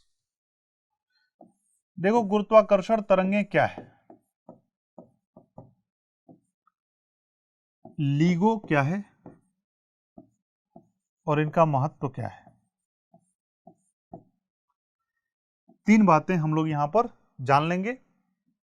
यह सिर्फ एस्ट्रोनॉमी के पर्सपेक्टिव से हम लोग इसकी चर्चा कर रहे हैं। देखिए, गुरुत्वाकर्षणीय तरंगें या ग्रेविटेशनल वेव्स, लीगो का मतलब होता है यहां पर laser interferometer gravitational wave observatory, LIGO. जब 2 ब्लैक होल या बहुत बड़े पिंड या जो 2 बहुत बड़े तारे जैसे न्यूट्रॉन तारे एक दूसरे के पास आते हैं, जैसे कि यह मान लेते हैं कि 2 बड़े बड़े पिंड हैं, 2 बड़े बड़े न्यूट्रॉन तारे हैं, इस रूप में इसको समझ लेते हैं हम लोग। तो जब ये तारे एक दूसरे के पास आते हैं, देखो ग्रेविटी क्या होती है। ग्रेविटी का मतलब अगर आप समझना चाहें, जो आइंस्टाइन ने बताया कि ग्रेविटी क्या होती है, तो एक चद्दर है, उस चद्दर पर एक बॉल रख दीजिए। जैसे एक चद्दर है, उस चद्दर पर कुछ वजन रख दीजिए, वजन रखने से वो धंस जाएगा। उसके साथ उस चद्दर पर दूसरा बॉल भी रख दीजिए, वहां पर भी कुछ भाग धंस जाएगा, लेकिन दूसरे बॉल का अगर वजन कम है, भार कम है, तो उसका धंसाव पहले वाले की तुलना में कम होगा। ठीक इसी तरह से कुछ कुछ ऐसा दिखाई देगा। अगर हम लोग डायग्राम ड्रॉ करने का प्रयास करें तो देखिए, मान लीजिए ये एक चद्दर है, इस चद्दर के ऊपर कोई वजन रखा गया। जैसे इस वजन को हम लोग रखेंगे, यह नीचे की ओर कुछ धंसेगा, ऐसे धंसेगा। यह बॉल अब नीचे की तरफ आ गया।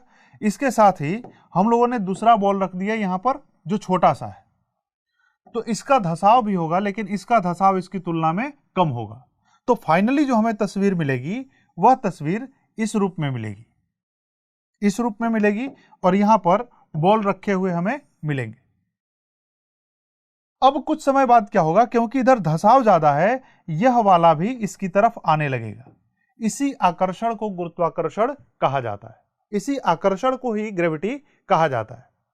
ठीक इसी तरीके से जब दो बड़े बड़े पिंड एक दूसरे की ओर आते हैं तो सबसे पहले वो एक दूसरे का चक्कर लगाना शुरू करते हैं, और जैसे चक्कर लगाना शुरू करते हैं ब्रह्मांड में रिपल्स बनने शुरू होते हैं।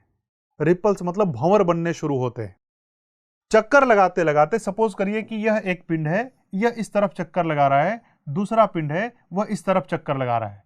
चक्कर लगाते लगाते लगाते लगाते ये दोनों पिंड एक दूसरे में समाहित हो जाते हैं। जैसे ही एक दूसरे में समाहित होते हैं, जैसे ही एक दूसरे में समाहित होते हैं, भारी मात्रा में ऊर्जा निकलकर बाहर आती। यह ऊर्जा 1000 मिलियन सूर्य से निकलने वाली ऊर्जा से भी ज्यादा होती। और जो रिपल्स क्रिएट होते हैं, ये स्ट्रॉन्गेस्ट रिपल होते हैं। ये जो तरंगे होती हैं बहुत ही भयंकर तरंगे होती हैं, मजबूत तरंगे होती हैं। यही तरंगे कहलाती हैं गुरुत्वाकर्षणीय तरंगे या ग्रेविटेशनल वेव्स। तो जो गुरुत्वाकर्षणीय तरंगे या ग्रेविटेशनल वेव्स है,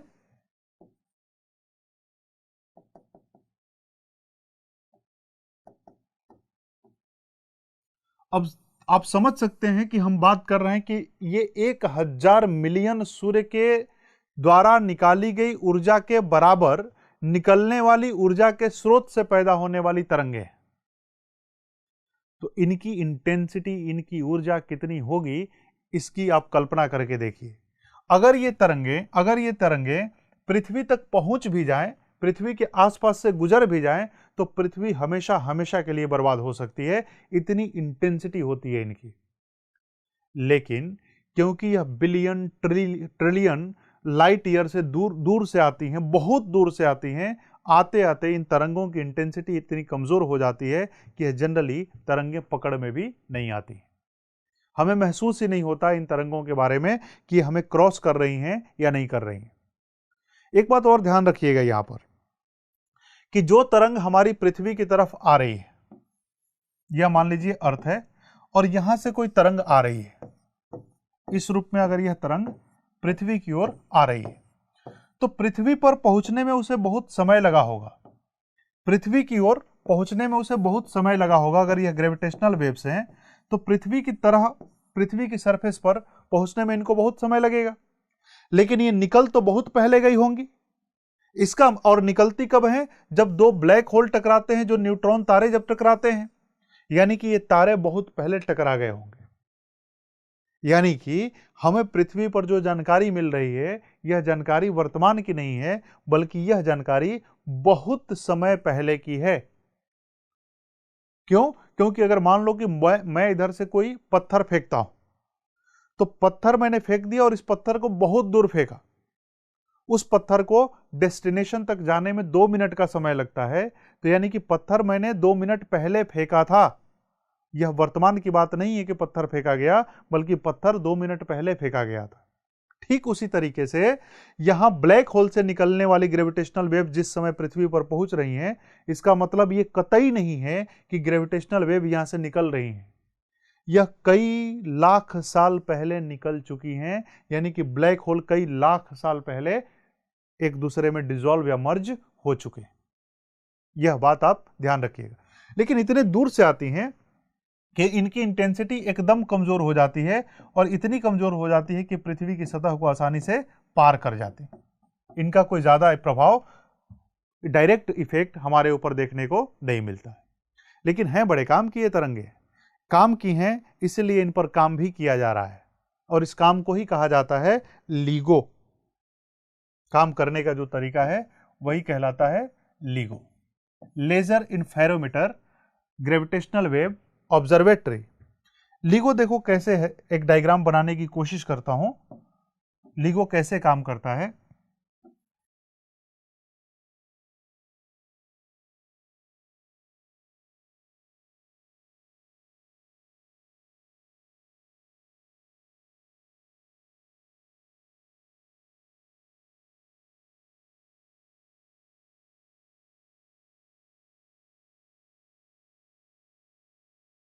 इसको बहुत ही संक्षिप्त तरीके से आप समझिएगा। देखिए LIGO क्या है कि ऐसे मान लो कि दो एकदम एग्जैक्टली बराबर लेंथ का पाइप है, दो बराबर लेंथ का पाइप है, ये बहुत बड़े एरिया में फैला होता है। मान लेते हैं कि दो बराबर लेंथ का पाइप है, इधर से कोई लाइट इसमें हम लोगों ने डाला,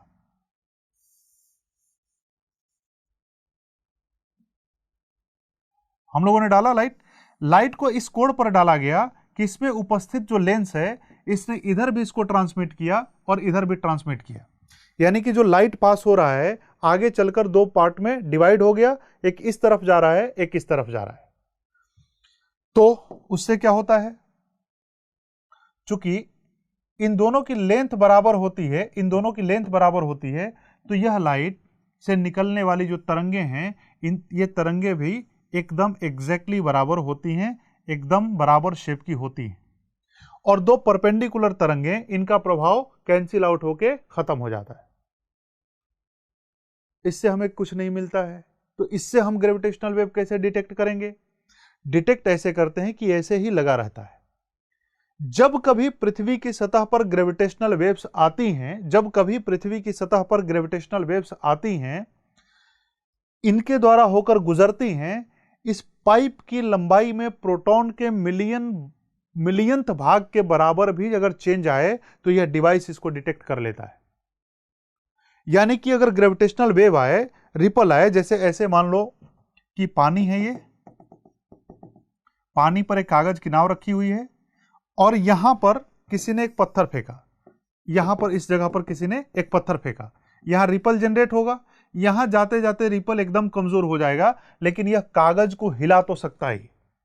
वैसे ही जो ग्रेविटेशनल वेव्स हैं वह कमजोर हैं, लेकिन उसके बावजूद इनकी पाइप की लंबाई में बारीक प्रोटॉन के 1,00,000वें बराबर भाग के बराबर अगर कमी या ज्यादातरी होती है, बढ़ोतरी होती है, इसको भी डिटेक्ट कर लेता है। उस केस में इन दोनों वेव्स की जो लंबाई होती है वो अलग अलग होती है और हम ये समझ जाते हैं कि ग्रेविटेशनल वेव यहां से होकर पास हुई।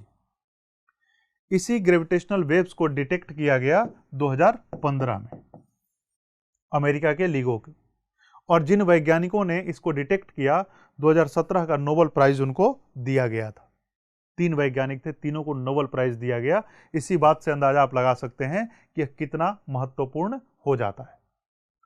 अमेरिका के इसी LIGO के तहत या इसी LIGO को आधार मानकर या इसी LIGO की तरह एक्सपेरिमेंट करने को इंटेंशन में रखकर भारत में भी LIGO इंडिया की स्थापना के रास्ते साफ हो चुके हैं। LIGO इंडिया की स्थापना की जा रही है महाराष्ट्र के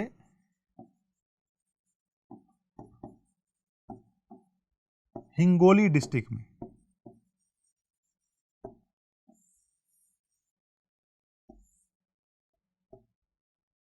महाराष्ट्र के हिंगोली डिस्ट्रिक्ट में इसकी स्थापना की जा रही है। भारत के अलावा अमेरिका के अलावा इस तरह के और भी प्रोजेक्ट, जैसे आपसे नाम पूछा जा सकता है LIGO इंडिया की तरह और दुनिया में कौन कौन से प्रोजेक्ट हैं, तो एक प्रोजेक्ट है जियो, यह है जर्मनी का। इसी तरह का एक LIGO प्रोजेक्ट है कागरा, जापान का LIGO प्रोजेक्ट है। दुनिया भर में दरअसल इस तरह के प्रोजेक्ट लगाने की एक होड़ चली हुई है। इसी तरह से वर्गो एक प्रोजेक्ट है इटली का,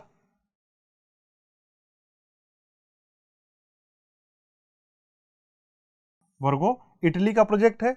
तो यह कभी मैच करने के लिए भी पूछा जा सकता है कि जियो कहां पे है, वर्गो कहां पे है, कागरा कहां पे है, LIGO इंडिया कहां पर स्थापित किया जा रहा है। इसके रास्ते साफ हो चुके हैं और यह अमेरिका के LIGO के साथ मिलकर काम करेगा।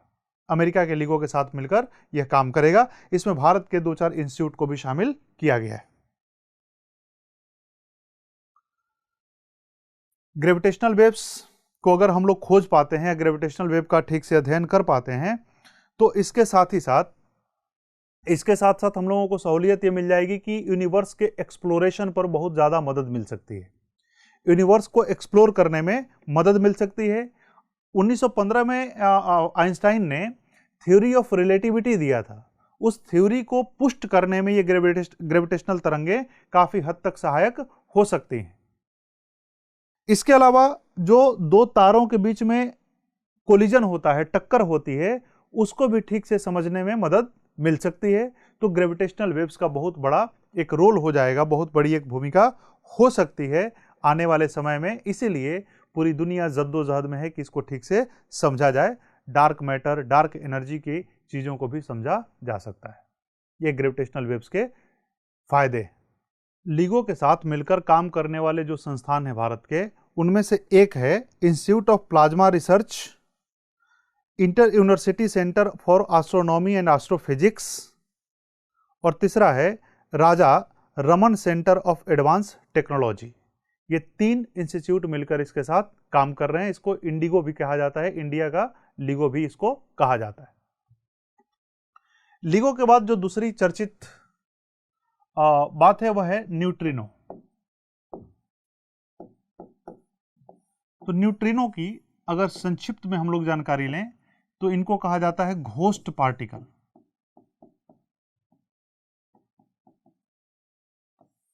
इनको कहा जाता है घोस्ट पार्टिकल।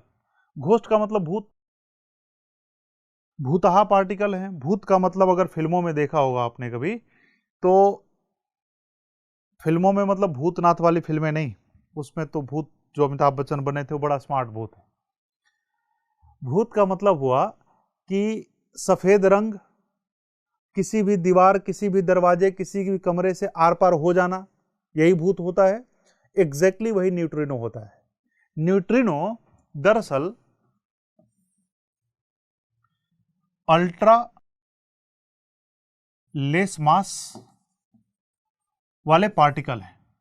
अल्ट्रा लेस मास मतलब कि इनका मास बस 0 नहीं होता, ये समझ लीजिए। उसके बाद ये स्मॉलेस्ट पार्टिकल है। स्मॉलेस्ट पार्टिकल है, स्मॉलेस्ट ऑफ द स्मॉलेस्ट है। इससे छोटा पार्टिकल शायद नहीं है। यह इतना छोटा है कि इतनी देर में, जितनी देर में हम लोग बात कर रहे हैं, हमारे शरीर से अरबों खरबों की संख्या में न्यूट्रिनो पास हो रहा होगा या हो सकता है। इनकी उत्पत्ति होती है, इनका उद्भव होता है कॉस्मिक रेज। कॉस्मिक रेज का मतलब जो पृथ्वी के ऊपर ब्रह्मांडीय तरंगे आती हैं, सूर्य से तरंगे आती हैं, लाइट आते हैं, उनके पृथ्वी की सतह पर टकराने से न्यूट्रिनो की उत्पत्ति होती है। तारों के आपस में टकराने से न्यूट्रिनो की उत्पत्ति होती है। न्यूट्रिनो की उत्पत्ति लेबोरेटरी में भी कराया जा सकता है, और न्यूट्रिनो की उत्पत्ति लेबोरेटरी में भी आर्टिफिशियल रूप से कराया जा सकता है। इसी न्यूट्रिनो की खोज करने की बात की जा रही है।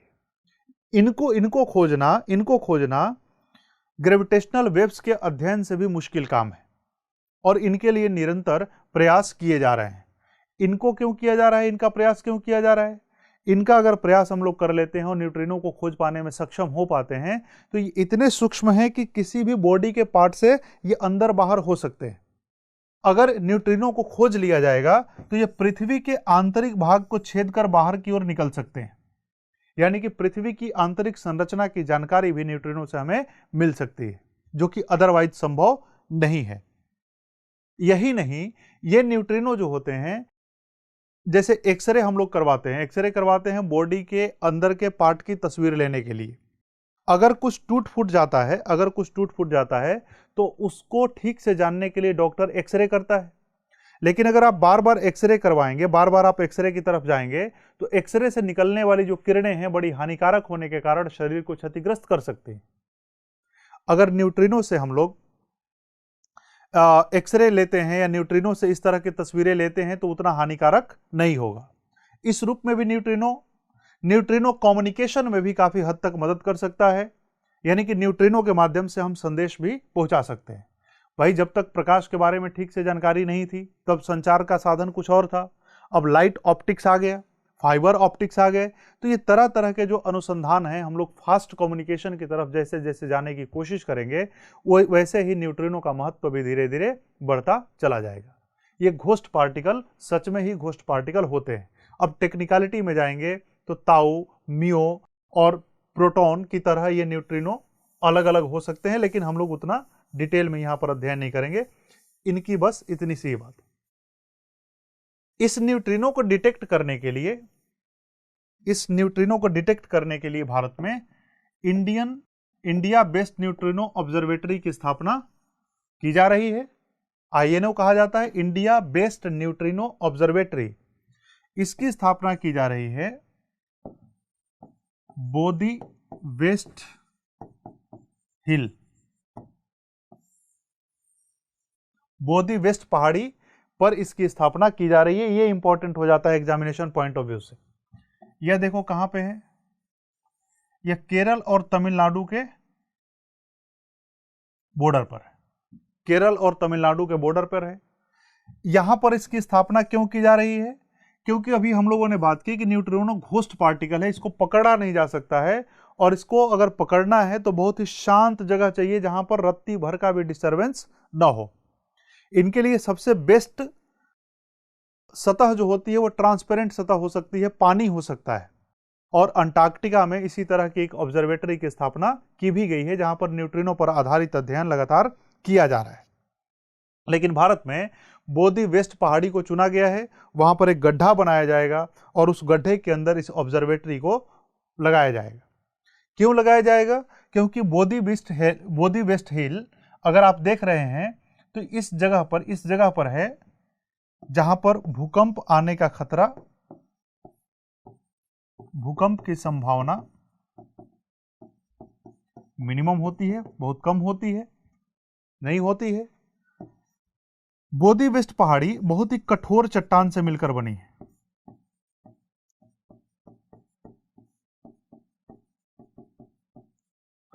कठोर चट्टानों से निर्मित है।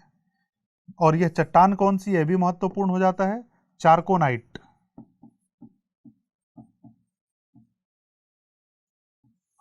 चारकोनाइट चट्टान से मिलकर बनी है, राइट। इसके अलावा यहां पर एक नेशनल हाईवे है, नेशनल हाईवे यहां से पास होता है। चौथी बात जो इसके साथ आ जाती है, अच्छी बात है कि इसके समीप ही पावर का सोर्स भी है, यानी कि पावर प्लांट भी इसके पास स्थापित है। मुला पेरियार डैम के आसपास यह क्षेत्र स्थित है, बोदी वेस्ट पहाड़ी। तो देखिए ये सारी चीजें हमें देती हैं कि जो रिसोर्स चाहिए, यानी कि जो एनर्जी चाहिए, जो ट्रांसपोर्टेशन चाहिए, वो सब अवेलेबल है। और उनके अलावा अवेलेबल ऐसी स्थितियां हैं जहां से डिस्टर्बेंस जो हमें चाहिए मिनिमम, यहां पर मिनिमम डिस्टर्बेंस ऑलरेडी मौजूद है। इन सभी कारणों से बोदी वेस्ट पहाड़ी पर, पहाड़ी के क्षेत्र में इसकी स्थापना की जा रही है। यही INO है, यह भारत में, यह आपसे पूछा जा सकता है कि यहीं पर इस जगह पर क्यों इसको चूज किया गया है और क्यों किया गया है। ये सभी कारण इसी रूप में मौजूद रहते हैं। तो न्यूट्रिनो अगर मिल जाता है हम लोगों को, तो न्यूट्रिनो की मदद से, अच्छा न्यूट्रिनो में ध्यान रखिएगा कि इसमें चार्ज नहीं होता है, न्यूट्रिनो में चार्ज नहीं होता, लेकिन इसका मास जो होता है, द्रव्यमान या भार इसको कह सकते हैं, mass is not equal to zero, zero के लगभग बराबर होता है, जीरो यह कभी नहीं होता है। यह न्यूट्रिनो के बारे में यही सब चर्चा है जहां से क्वेश्चन पूछे जा सकते हैं। एक नई प्लैनेट खोजी गई है जिसको कहा जाता है K2। इसके बारे में बस एक ही जानकारी आप समझिए कि एक बार क्वेश्चन पूछा गया था कि गोल्डीलॉक जोन्स क्या होते हैं, उससे संबंधित ही है K2। K2 एक एक्सोप्लैनेट है, एक्सोप्लैनेट है। इसको सुपर अर्थ भी कहा जा रहा है, सुपर अर्थ भी कहा जा रहा है, एक्सोप्लैनेट भी है, सुपर अर्थ कहा जा रहा है। दोनों बातों का मतलब क्या है कि आउट ऑफ सोलर सिस्टम, हमारे सौर मंडल से यह बाहर है, यानी कि हमारे सौर मंडल का हिस्सा नहीं है। सुपर अर्थ का मतलब है अर्थ से लगभग 8 गुना भारी है, 8 गुना बड़ा है, पृथ्वी से 8 गुना ज्यादा है इसका आकार, इसका द्रव्यमान पृथ्वी से 8 गुना ज्यादा अधिक है। लेकिन यह महत्वपूर्ण, इसको अर्थ ही क्यों कहा गया? क्योंकि केतु किसी ग्रह की परिक्रमा कर रहा है, किसी ग्रह की परिक्रमा कर रहा है, जीवन के अनुकूल स्थितियां यहां पाई गई, क्योंकि यहां पर जल पाया गया, पानी की उपस्थिति या जलवाष्प की उपस्थिति पाई गई।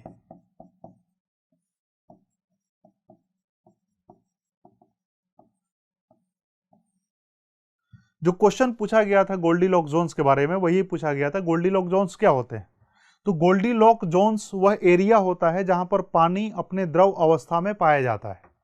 पानी की कई अवस्थाएं हो सकती हैं, जैसे पानी भाप के रूप में भी हो सकता है, पानी पानी के रूप में भी हो सकता है, और पानी बर्फ के रूप में भी हो सकता है। तो गोल्डीलॉक जोन्स यानी कि हैबिटेबल एरिया होता है जहां पर जीवन संभव हो पाता है। केतु एक ऐसा प्लैनेट है जहां पर जीवन की संभावना बहुत ज्यादा है, लेकिन इसके साथ समस्या यह है कि यह अगर प्रकाश की गति से यहां तक जाया जाए तो भी बहुत लंबा अच्छा खासा समय लग सकता है, लगभग 150 प्रकाश वर्ष यहां पर लग सकता है। व्यक्ति को प्रकाश की गति से अगर भेजा जाए तो भी 150 साल लगेगा इस ग्रह पर जाने में। तो ये सब फालतू की बातें हैं, दूसरे ग्रह पर जीवन खोजना। अच्छी बात यह है कि पृथ्वी पर ही जीवन को अच्छा करने की कोशिश की जाए, ये सबसे बेहतर ऑप्शन है, उसके अलावा कोई ऑप्शन नहीं है। नहीं तो सूर्य खा जाएगा, पृथ्वी को समाप्त कर देगा, सब खत्म हो जाएगा। लेकिन दुख की बात है कि एग्जाम के बाद ये सब हो पाएगा। तो इतना ब्रह्मांड के बारे में, सोलर सिस्टम के बारे में एक संक्षिप्त जानकारी हमारे सामने। तो इन सब चीज़ों के बाद देखिए, अभी जो चंद्रयान भेजा गया है, तो चंद्रयान को लेकर काफ़ी चर्चाएं परिचर्चाएं भी रही थी, कई तस्वीरें इससे संबंधित आती भी रही थी। चंद्रयान को लेकर देश में एक भावुकता का माहौल भी बन गया था। तो चंद्रयान के पीछे की टेक्नोलॉजी से तो हम लोगों का इस विषय वस्तु में कोई कंसर्न नहीं है। और चंद्रयान कहने का मतलब यहां पर यह है कि एक उपग्रह की बात हम लोग कर रहे हैं। उपग्रह का मतलब यह होता है जो ग्रह की परिक्रमा करता है। जैसा कि जैसे ये सूर्य है, यह सूर्य है, तो सूर्य एक तारा है, स्टार है, और इसके चारों तरफ पृथ्वी घूमती रहती है। इसके चारों तरफ पृथ्वी घूमती रहती है। अब पृथ्वी एक ग्रह है, अर्थ जो है यह एक प्लैनेट है, यह घूमती रहती है। अर्थ के चारों तरफ, पृथ्वी के चारों तरफ चंद्रमा घूमता रहता है। पृथ्वी के चारों तरफ यह चंद्रमा इस तरीके से घूमता रहता है। अब यही चंद्रमा कहलाता है उपग्रह, यही चंद्रमा कहलाता है उपग्रह।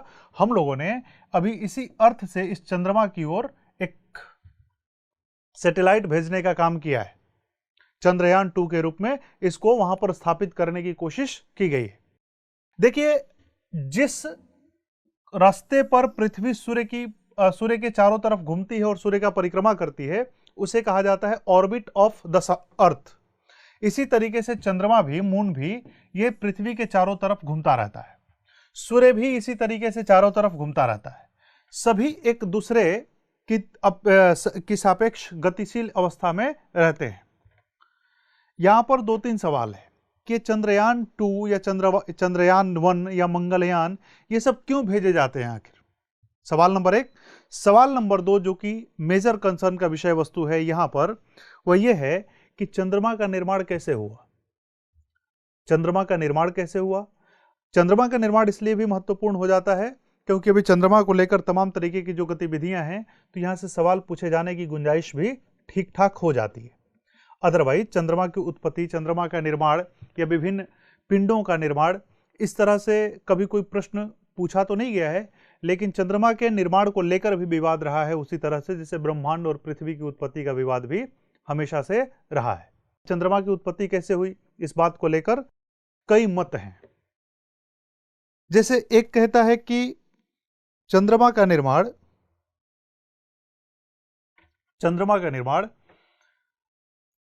अलग अलग प्रक्रियाओं से हुआ। एक कहता है कि कैप्चर थ्योरी, इस थ्योरी को कहा जाता है कैप्चर थ्योरी। कैप्चर का मतलब उसको पकड़ लेना। कैप्चर का मतलब हुआ कि इसको पकड़ लिया गया। जैसे मान लीजिए कि यह एक पृथ्वी थी, एक क्या जो हमारी पृथ्वी है यही एक पृथ्वी थी, अर्थ। अर्थ जब इन लोगों का निर्माण हो रहा था तो अभी हम लोगों ने बात की कि ब्रह्मांड में जब महाविस्फोट हुआ तो उस महाविस्फोट के चलते ही पूरा सौरमंडल, आकाशगंगा, निहारिका, तारे, ग्रह, इन सभी चीजों का निर्माण हुआ है। पृथ्वी का निर्माण हुआ, पृथ्वी के साथ और भी बहुत सारे पिंडों का निर्माण हुआ। ये सभी पिंड कहीं ना कहीं ब्रह्मांड में विचरण कर रहे थे। इतने में होता यह है कि एक पिंड यहां से घूमते टहलते किसी कारणवश इस एरिया में आ गया। इस एरिया में आ गया और इस एरिया में आने के कारण इसके ग्रेविटी के साथ यह अटैच हो गया, यानी कि इतना नजदीक आ गया कि पृथ्वी के गुरुत्वाकर्षण क्षेत्र के अधीन आ गया।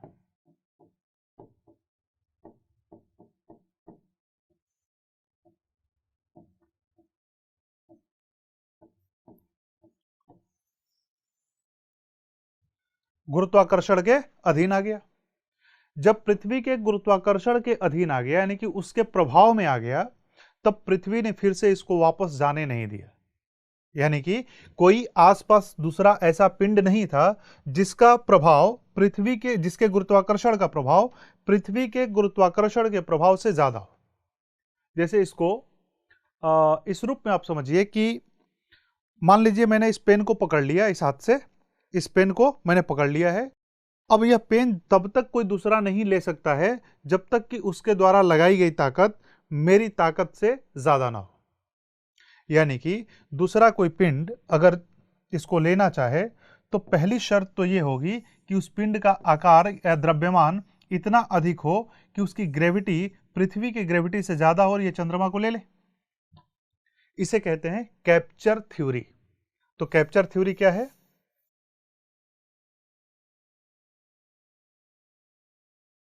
तो कैप्चर थ्योरी क्या है?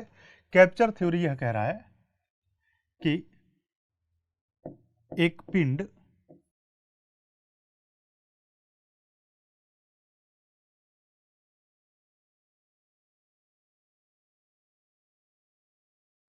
घूमते हुए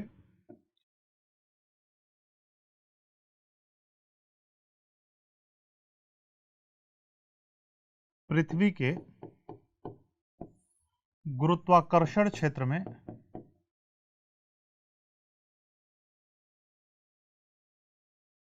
प्रवेश कर गया और यही पिंड पृथ्वी का उपग्रह है जिसको चंद्रमा के नाम से जाना जाता है। यह प्रारंभिक थ्योरी थी, शुरुआत में इस थ्योरी को दिया गया, पृथ्वी के ऑर्बिट में आ गया। लेकिन आज के डेट में इस थ्योरी को पूरी तरह से नकार दिया गया, क्योंकि यह पिंड कहां से आया? क्या जिस रास्ते से होकर पिंड आया उस रास्ते में कोई भी ग्रह ऐसा नहीं था जिसका गुरुत्वाकर्षण क्षेत्र पृथ्वी से ज्यादा हो? क्या उस क्षेत्र में कोई भी पिंड ऐसा नहीं था जिसके ऑर्बिट में यह चंद्रमा जा सके? ऐसे कई तरह के सवाल हैं जिन सवालों का जवाब यह जो सिद्धांत है वह दे पाने में सक्षम नहीं है। तो वर्तमान समय में इस कैप्चर थ्योरी को खारिज कर दिया गया है, जो यह कहता है कि चंद्रमा का निर्माण कहीं और हुआ था, बाद में यह पृथ्वी के ऑर्बिट में इसके गुरुत्वाकर्षण शक्ति के अधीन आ गया। दूसरी थ्योरी से संबंधित हो जाती है, उसे कहते हैं को फॉर्मेशन थ्योरी। उस थ्योरी को कहा जाता है को फॉर्मेशन।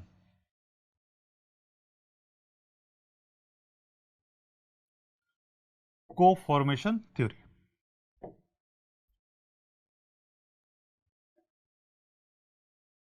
इस थ्योरी के अनुसार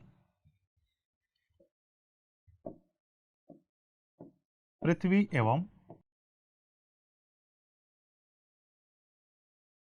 चंद्रमा का निर्माण एक ही साथ हुआ।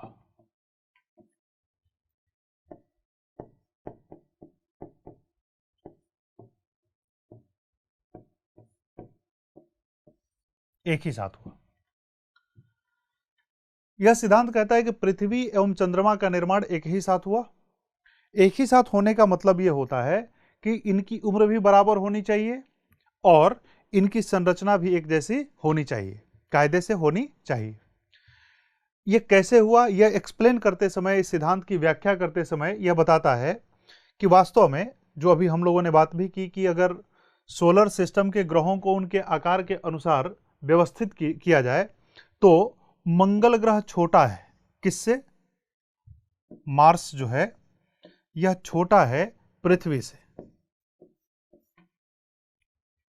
यानी कि मंगल का आकार छोटा है पृथ्वी की तुलना में। तो हुआ यह था,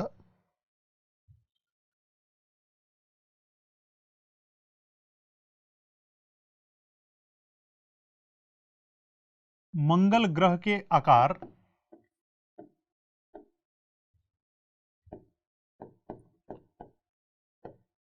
के दो पिंड टकराए।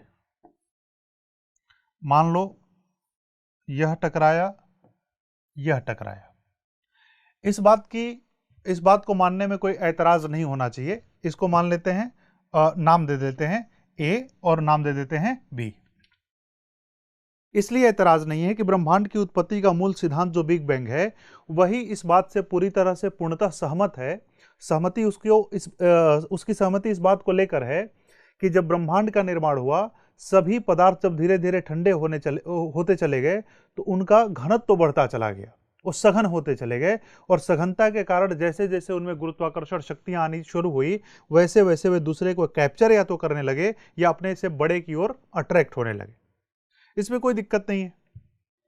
इसी प्रक्रिया में इन दोनों की टकराहट होती है। यह इससे टकराता है, यह इधर आता है, दोनों की टकराहट हुई। टकराहट के परिणाम स्वरूप क्या हुआ? टकराहट के रिजल्ट के परिणाम स्वरूप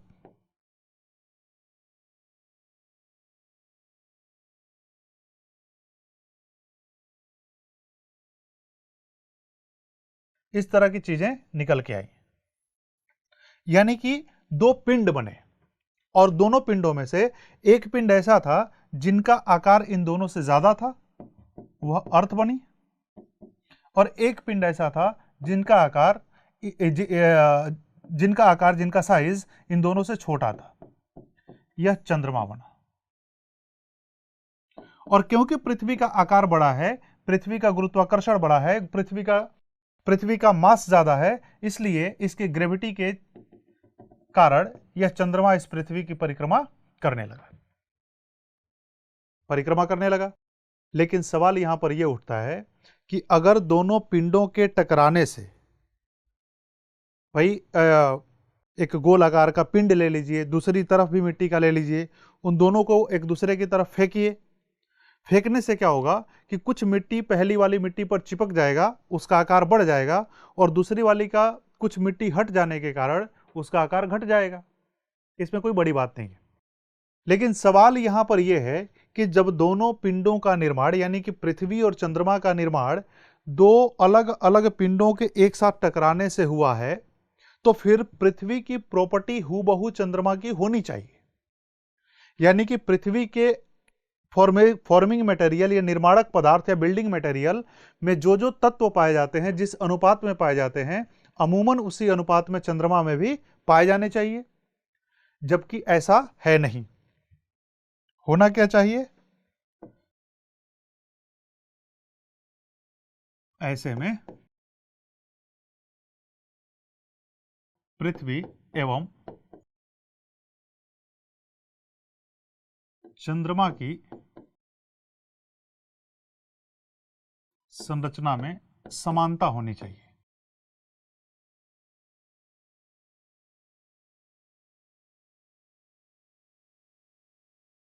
जबकि वास्तव में ऐसा है नहीं।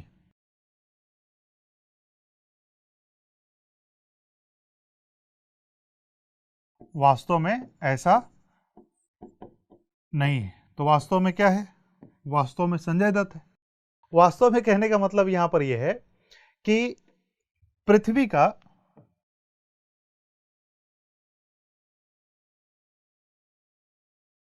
पृथ्वी का घनत्व या इसका कोर भारी है चंद्रमा के कोर से।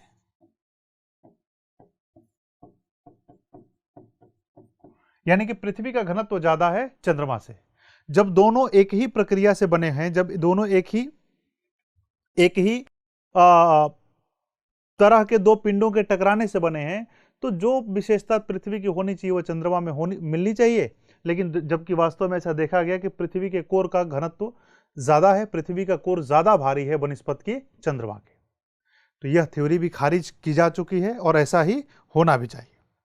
तो अभी तीसरे जो थ्योरी की बात की जाती है, इसको कहते हैं जायंट इंपैक्ट हाइपोथेसिस।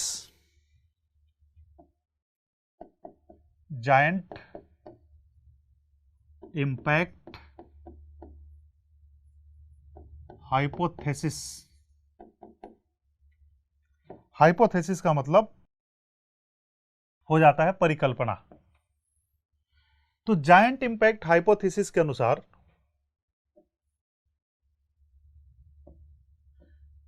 पृथ्वी की उत्पत्ति के प्रारंभिक दौर में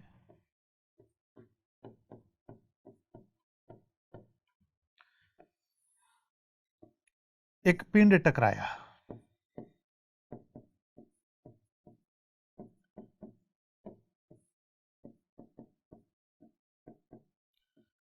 पदार्थ अलग हुआ, सघन हुआ, चंद्रमा बना। चंद्रमा बना। यह हाइपोथेसिस कहता है कि शुरुआत में यह जो पृथ्वी थी, शुरुआत में क्या थी? मोल्टन स्टेज में थी, अभी गलित अवस्था में थी, यानी कि ऊपर का क्रस्ट इसका सॉलिडिफाई नहीं हो पाया था। हाँ, इतना जरूर था कि पृथ्वी बनने के पश्चात इसके भारी पदार्थ केंद्र की ओर थे और सतह पर हल्के पदार्थ लगभग आ चुके थे। ऐसे में एक पिंड वहां से घूमते फिरते आता है और इनको यहां से उड़ाकर लेके चला जाता है। पृथ्वी के इस हिस्से को वह अलग करके लेके चला गया, यहां से ये अलग हो गए। यही जो ऊपर का मटेरियल था बाद में सघन होकर, घनीभूत होकर, ठोसीकृत होकर एक पिंड का शक्ल लेता है, उसी पिंड को कहा गया चंद्रमा। और जहां पर यह खड्डा बना है, जहां पर यह गड्ढा बना है, इसी में पानी भर जाने से महासागरों की उत्पत्ति हुई पृथ्वी पर। पृथ्वी की उत्पत्ति में हम लोग इसको देखेंगे। तो चंद्रमा पृथ्वी के ही एक अंश से टूटकर बाहर आया है, जैसे कोई आए, इससे टकराए और इसके ऊपर वाले भाग को उड़ाकर लेके चला जाए, इस रूप में। अब चूंकि पृथ्वी का ऊपरी भाग गया है चंद्रमा के निर्माण में, इसीलिए यह चंद्रमा जो होगा हल्का होगा। या चंद्रमा के जो निर्माणक पदार्थ होंगे उनका वेट कम होगा, उनकी सघनता कम होगी, जो कि वास्तव में ऐसा ही होता है। यह है giant hypothesis, giant impact hypothesis, जो वर्तमान समय में बहुत ज्यादा मान्य है। अब देखिए, जो चंद्रयान 2 भेजा गया है, या चंद्रमा पर जितने भी मिशन दुनिया भर से भेजे जा रहे हैं, उनका मकसद ये नहीं है कि चंद्रमा का हालचाल जान लें, है ना, कि चंद्रमा से समाचार करके आए, चंद्रमा को देखे बहुत दिन हो गया, मन नहीं लग रहा है, ऐसा कुछ है नहीं। चंद्रमा पर भेजने के पीछे एक ही उद्देश्य है, जो मनुष्य का हर काम के पीछे होता है, वह है लालच। और लालच इस रूप में कि पृथ्वी तो रहने लायक रही नहीं, पृथ्वी के संसाधन हम खा गए, पृथ्वी के द्वारा प्रदत्त सभी उपहारों को हमने तहस नहस कर दिया। तो चंद्रमा पर कुछ मिल सकता है क्या? और चंद्रमा पर क्या मिल सकता है? चंद्रमा, अगर हम लोग बात कर रहे हैं कि हल्के पदार्थों से मिलकर बना है, तो चंद्रमा पर हीलियम मिल सकता है।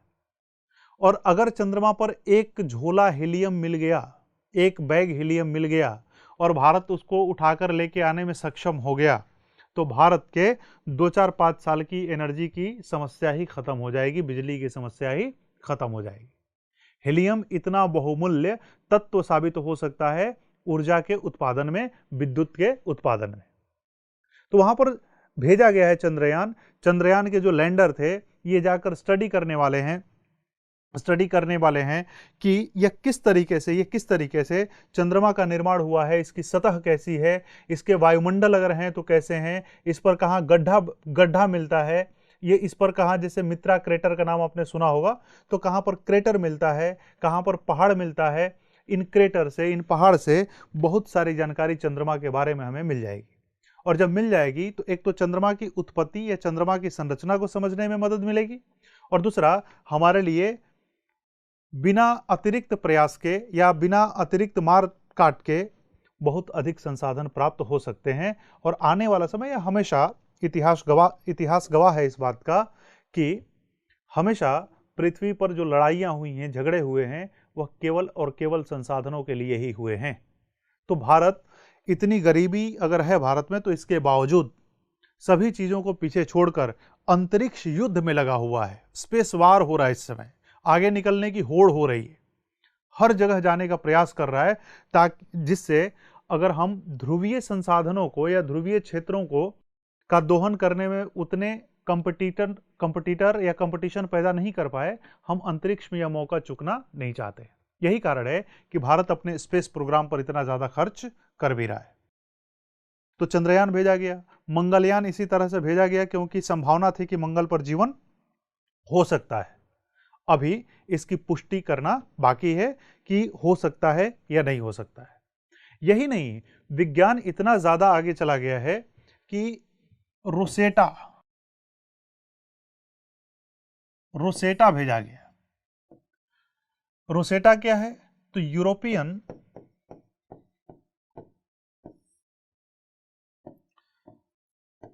अंतरिक्ष कार्यक्रम के तहत उसकी एजेंसी द्वारा भेजा गया था।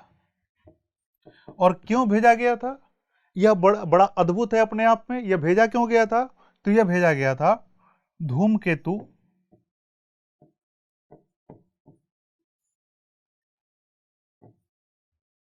या पुच्छल तारा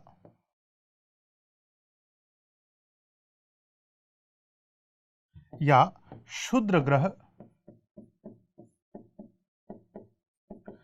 ग्रहों जैसे पिंडों के अध्ययन के लिए। यानी कि हम तो बड़े बड़े ग्रह की बात कर रहे हैं, हम तो मंगल पे जा रहे हैं, हम चंद्रमा पे जा रहे हैं, हम बृहस्पति पर जाने की बात करते हैं जूनो मिशन के तहत। लेकिन यूरोपियन अंतरिक्ष एजेंसी ने कॉमेट पर या एस्टेरॉइड पर, क्षुद्र ग्रहों पर रोसेटा जैसे इंस्ट्रूमेंट भेजने का काम किया। इनका उद्देश्य था इसका अध्ययन करना, इसके निर्माण का अध्ययन करना, इनकी संरचना का अध्ययन करना, और यह अध्ययन करना कि इनका निर्माण हुआ कैसे है, इनमें कौन कौन से तत्व शामिल हैं, क्या यहाँ पर जीवन संभव है, क्या यहाँ पर परिस्थितियां वैसी हैं जैसे पृथ्वी पर है। ये तमाम तरीके की खोज इसलिए हो रहे हैं, इसीलिए की जा रही है खोजें, ताकि यह पता चल पाए कि पृथ्वी या ब्रह्मांड की उत्पत्ति वास्तव में हुई कैसे है। जब तक हम पृथ्वी की उत्पत्ति को ठीक से समझ नहीं जाते हैं, तब तक पृथ्वी के बारे में प्लानिंग करना, प्रोग्रामिंग करना या इसके भविष्य की कल्पना करना भी इतना आसान नहीं होगा। जब ये कॉमेट गया 2004 में, तब इसने बहुत सारी चीजों का पता लगाया, बहुत सारी चीजों का यह पता लगा कर आया। और उन बहुत सारी चीजों में क्या था? अमीनो एसिड, क्षुद्र ग्रह पर amino acid, nucleic acid, amino acid, nucleic acid, इस तरह के तत्वों का पता लगा के आया जिसकी वजह से कहीं पर जीवन संभव हो पाता है। इतना महत्वपूर्ण रहा था यह। पृथ्वी पर जीवन की उत्पत्ति अगर होती है, यानी कि ऑर्गेनिक लाइफ के लिए जो सपोर्टेबल सिस्टम होता है, सपोर्टेबल जरूरतें होती हैं, नेसेसिटीज होती हैं, उन जैसे तत्वों का यह पता लगाकर रोसेटा लौटा। तो ये अपने आप में यह बहुत बड़ी सफलता है। यहां पर ऑक्सीजन का पता चल पाया, यहां पर जल की उपस्थिति का पता चल पाया। तो सोचिए कि विज्ञान कितना अधिक आगे निकल चुका है। ये 2004 की बात है। अब तो 2000 हम लोग बहुत समय बाद रह रहे हैं। ये 2004 की बात की जा रही है, जब इस अंतरिक्ष एजेंसी के द्वारा कॉमेट यानी कि छोटे छोटे पार्टिकल पर हम सैटेलाइट भेज रहे हैं, इनके अध्ययन के लिए इंस्ट्रूमेंट भेज रहे हैं, सेंसर्स भेजे जा रहे हैं, और तो और आजकल स्पेस कंट्री बनाने की बात की जा रही, स्पेस स्टेशन बनाए जा रहे हैं। कुछ लोगों ने बनाए, कुछ लोग अभी बना रहे हैं। इसी तरीके से अगर आप न्यूज़पेपर से अवगत होंगे या होना चाहिए आपको, तो दुनिया भर के विभिन्न देश, जिसमें चीन एक महत्वपूर्ण हो जाता है, आर्टिफिशियल चंद्रमा बनाने की बात कर रहा है, आर्टिफिशियल सूर्य बनाने की बात कर रहा है। भारत भी इस होड़ में पीछे नहीं है। अभी हम लोगों ने देखा कि लीगो, न्यूट्रिनो ऑब्जर्वेटरी, इस तरह की तमाम चीजों का निर्माण भारत में किया जा रहा है। अब चंद्रमा क्यों बना रहा है वो? चंद्रमा बनाने के पीछे वो तर्क अपना ये दे रहा है कि हम आर्टिफिशियल लाइटों से मुक्ति चाहते हैं, लाइट पोल्यूशन से मुक्ति चाहते हैं। हम चंद्रमा, एक ही चंद्रमा रात में निकाल देंगे, पूरे चाइना में उजाला हो जाएगा।